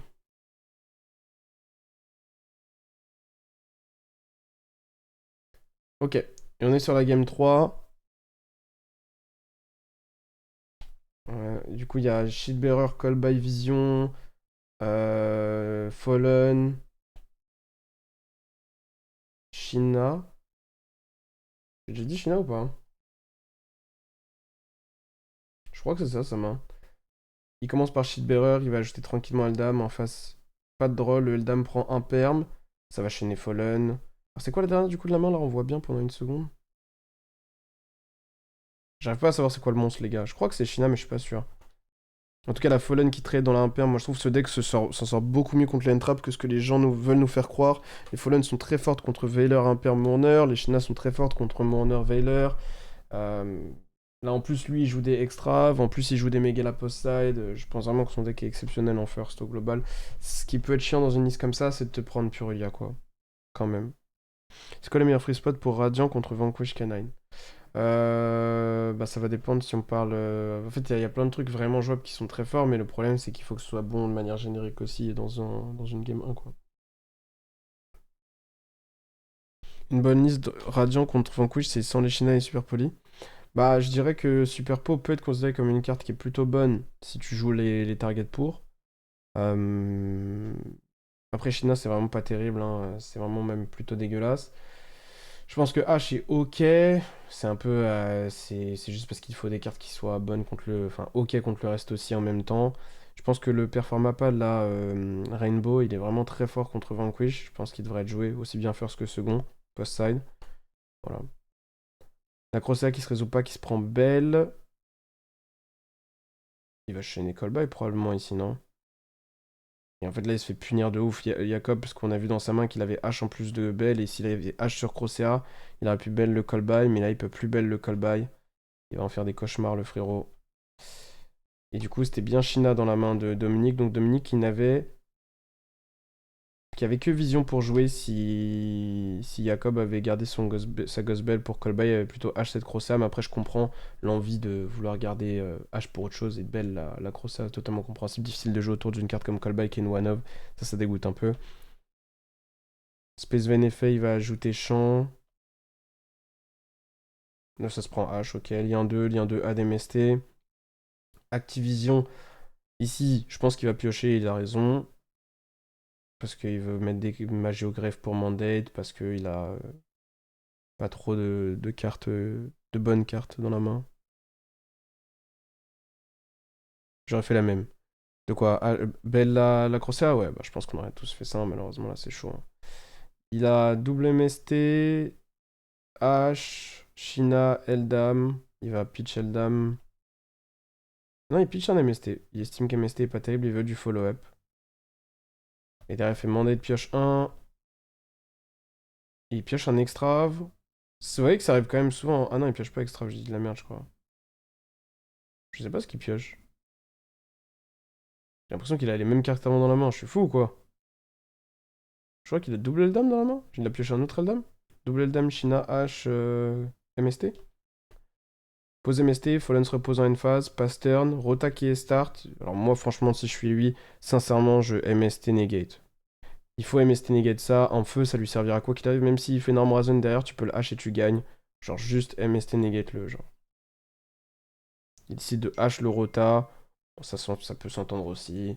Ça revient à peu près à la même chose. Norm Razen derrière, mais là, du coup, tu vois, c'est un peu moins bon sur MST parce que tu lui donnes plus de chances de blockchain avec les mecs dans la main potentiellement. Alors que si tu fais MST negate ce Rota, t'es bien derrière. Il décide de Fallen le Razen et pas de faire MST negate. Ça passe. En face, du coup, ça va ajouter Mad Love. En mode pour le prochain tour, probablement. Et ça va pass turn. Il fait extra draw. Et à partir de là, bon, il contrôle la game. Et voilà. Il monte sa main. Il avait lanterne. En fait, c'est Vanquish, c'est dégueulasse, les gars. Franchement, vous pouvez monter, descendre, me dire ce que vous voulez. Ce deck est nul, hein. En fait, c'est très très fort en first, ça c'est sûr, contre pas mal de choses, mais juste au global, c'est dégueulasse en second, et Radiant a un bon match-up contre. Même si, voilà, quand tu perds le Dice versus Vanquish, tu peux toujours perdre, mais je pense pas que Radiant ait un mauvais match-up contre Vanquish. Franchement, c'est pas ce que j'aurais dit. Je sais vraiment pas ce que j'aurais dit. Qu'est-ce que vous en pensez, vous, de ce match-up? Positif, négatif? Surtout H, c'est un attribut plus important que Terre pour Vanquish. Ouais, ça joue aussi probablement sur sa manière de jouer, totalement. Vivement une banne pour faire du ménage, une nouvelle extension pour Killer Tune et Elf Note qui montrent ce qu'ils valent. Mais en vrai, je pense que tu regretteras ce que tu racontes là. Tu veux juste du changement sur le court terme, mais tu te rends pas compte que les decks d'aujourd'hui sont bien plus intéressants que ce que Killer Tune et Elf Note seront probablement. Ok, et après le top 8, c'était quoi? Voir si c'est intéressant à regarder. Branded Dracotail contre Branded Dracotail. En vrai, un mirror match, c'est toujours sympa en vrai. Donc il nous restera ça. Je dis il nous restera ça parce que je vais m'arrêter là pour aujourd'hui. En vrai, on a couvert pas mal de trucs et tout. Ce qui est marrant, c'est que je connais personne dans le top hormis Cotton, quoi. Après, c'est normal, la scène australienne, on la connaît moins bien. En fait, c'est difficile, Joka, ça dépend d'à quel point ils ont reçu de l'aide de Konami ou pas, tout simplement, tu vois. Déjà, moi je trouve que c'est un pas vers le positif, le fait qu'ils les streament. Parce que c'est un petit YCS, normalement ils le streament pas. Moi je préfère qu'ils le streament comme ça, et honnêtement, moi ça me dérange pas. Je trouve pas que le stop soit si dégueulasse que ça. En fait, c'est le son qui était peut-être dégueulasse. Mais la vérité, visuellement, c'est pas dégueulasse, les gars. Les cartes, on les voit toutes bien, y a pas de glaire. Euh, genre, c'est la prod d'un YCS littéralement normal, c'est juste le son, je sais qu'ils ont eu des problèmes, mais sinon, enfin, je veux dire, c'est plutôt bien fait, moi, genre, je trouve ça vraiment propre, genre. Moi, si je suis eux, genre, je serais fier de moi, genre. Bon, je serais peut-être pas fier de moi, parce que, voilà, mais, genre, je me dirais, au global, franchement, c'est bien ce qu'on a fait. Franchement, c'est dur, les gars, honnêtement. Il y a pas un Australien qui était hyper fort il y a quelques années, il se tapait tout le temps. Po, moi, je connais Po, qui jouait Purely, qui jouait Sky. C'est l'Australien que je connais, c'est probablement le meilleur Australien que je connais depuis déjà longtemps. Il était au World 2 fois, je crois. C'est dommage que Konami aide pas ou peu lorsqu'on parle d'un YCS. Riot sur eux, ils sont investis sur tous les events offi, genre. Mais en fait, genre, en fait, il y a trop de points qu'on peut aborder là-dessus, mais déjà, je suis pas trop d'accord. Déjà, pourquoi mettre Yu-Gi-Oh! Et LoL dans la même phrase? Genre, ça, je comprendrais jamais ce truc de toujours. En fait, tu connais un bonheur avec un jeu qui pèse des millions d'euros, des milliards d'euros, et tu veux comparer ça à de la prod sur un jeu qui n'a rien à voir en termes voilà, d'argent généré, quoi. C'est impossible. Moi, je pense qu'on devrait parler de Yu-Gi-Oh! Vers Yu-Gi-Oh! Pas des autres jeux vers Yu-Gi-Oh! Ou de Yu-Gi-Oh! Vers les autres jeux. Ça sert à rien. Et en l'occurrence, habituellement, ces YCS ne sont pas tenus. Les feature match, pardon, ne sont pas. Il n'y a pas de feature match dans ces YCS, ces petits YCS. Et moi, je serais très content d'en voir plus. Genre, je serais très content qu'en Amérique du Sud, au moins, les events soient streamés de cette manière-là. Et au global, sincèrement, je dis un truc qui a peut-être étonné. Mais moi, je trouve que c'est pas bien moins bien que les streams officiels habituels, hein. Je trouve que c'est à peu près la même chose, hein. Puis on s'en bat les couilles du son, en vrai, sur un stream de Yu-Gi-Oh! On s'en bat les couilles du son. Ils servent à rien, les commentateurs, 99% du temps. C'est que quand c'est vraiment des bons commentateurs que ça sert. C'est pas pour offenser, hein, mais moi j'en ai un peu marre du bullshit commentary où en fait ils sont corporate parce qu'ils ont pas le choix et en fait ils te disent rien en réalité du jeu. Et voilà, ils font semblant. Wow, incredible FTK! Genre, t'as envie de les baffer un peu. J'avoue que ouais, c'est. Moi ça me dérange pas de consommer ça sans son, honnêtement. Seulement quand c'est Barcode. Bah, Barcode est déjà meilleur que la moyenne du commentateur, ça c'est clair, hein. C'est clair et net. Je pense que les Italiens sont bons, Barcode est bon, les Allemands commencent à me saouler en vrai. Le grec, ou je sais plus de quelle nationalité il est, c'est honteux ce qu'il propose. Rien que son anglais, c'est pas possible. Et il y a le UK, le présentateur est très très très très bon. Le host européen est très très bon. Le host américain, Kangas et la meuf sont très très très très très forts. Les commentateurs américains sont catastrophiques. Billy Break, catastrophique. Je sais même plus comment il s'appelle, le gars avec les lunettes. Le gars avec les lunettes, l'ancien joueur. C'est. Je sais plus, mais en tout cas, il est catastrophique aussi. Le sort de gothique avec les cheveux longs, très gentil, mais catastrophique. Ils sont catastrophiques tous en numérique. T'aimerais quoi comme changement sur le cast en rapide? Moi, perso, sur un cast comme ça, ce que j'aimerais, c'est qu'on remette les gars qui écrivaient les mains derrière les joueurs. Qu'on garde la caméra sur la tête du joueur, c'est quand même positif, ça met en avant les joueurs, je pense que c'est une bonne chose pour ton jeu, de mettre en avant des individualités, mais qu'on ait les mains en plus. Euh, au global, genre, moi je trouve ça coûterait pas grand-chose d'avoir un système où, en gros, quand il passe une phase, bah, genre, il y a la phase qui est affichée, genre main 1 rouge, tu vois. Et genre, quand ça passe à Battle Phase rouge, tu vois ce que je veux dire. Et là, tu pourrais avoir Battle Phase bleu, et tu sais, c'est des icônes qui s'allument, tu vois, quand c'est pour que ce soit plus simple à suivre au global. Les passations de phase, les trucs comme ça. Quand c'est le tour d'un gars, ça devrait pouvoir s'illuminer autour comme ça. Bah tiens, c'est le tour de ce gars-là, tu vois. Côté rouge, côté bleu. Je pense qu'aussi pourrait y avoir... Ouais, en vrai, déjà, s'ils font ça, déjà, parce que les deux choses que j'ai racontées, ce serait déjà bien, hein.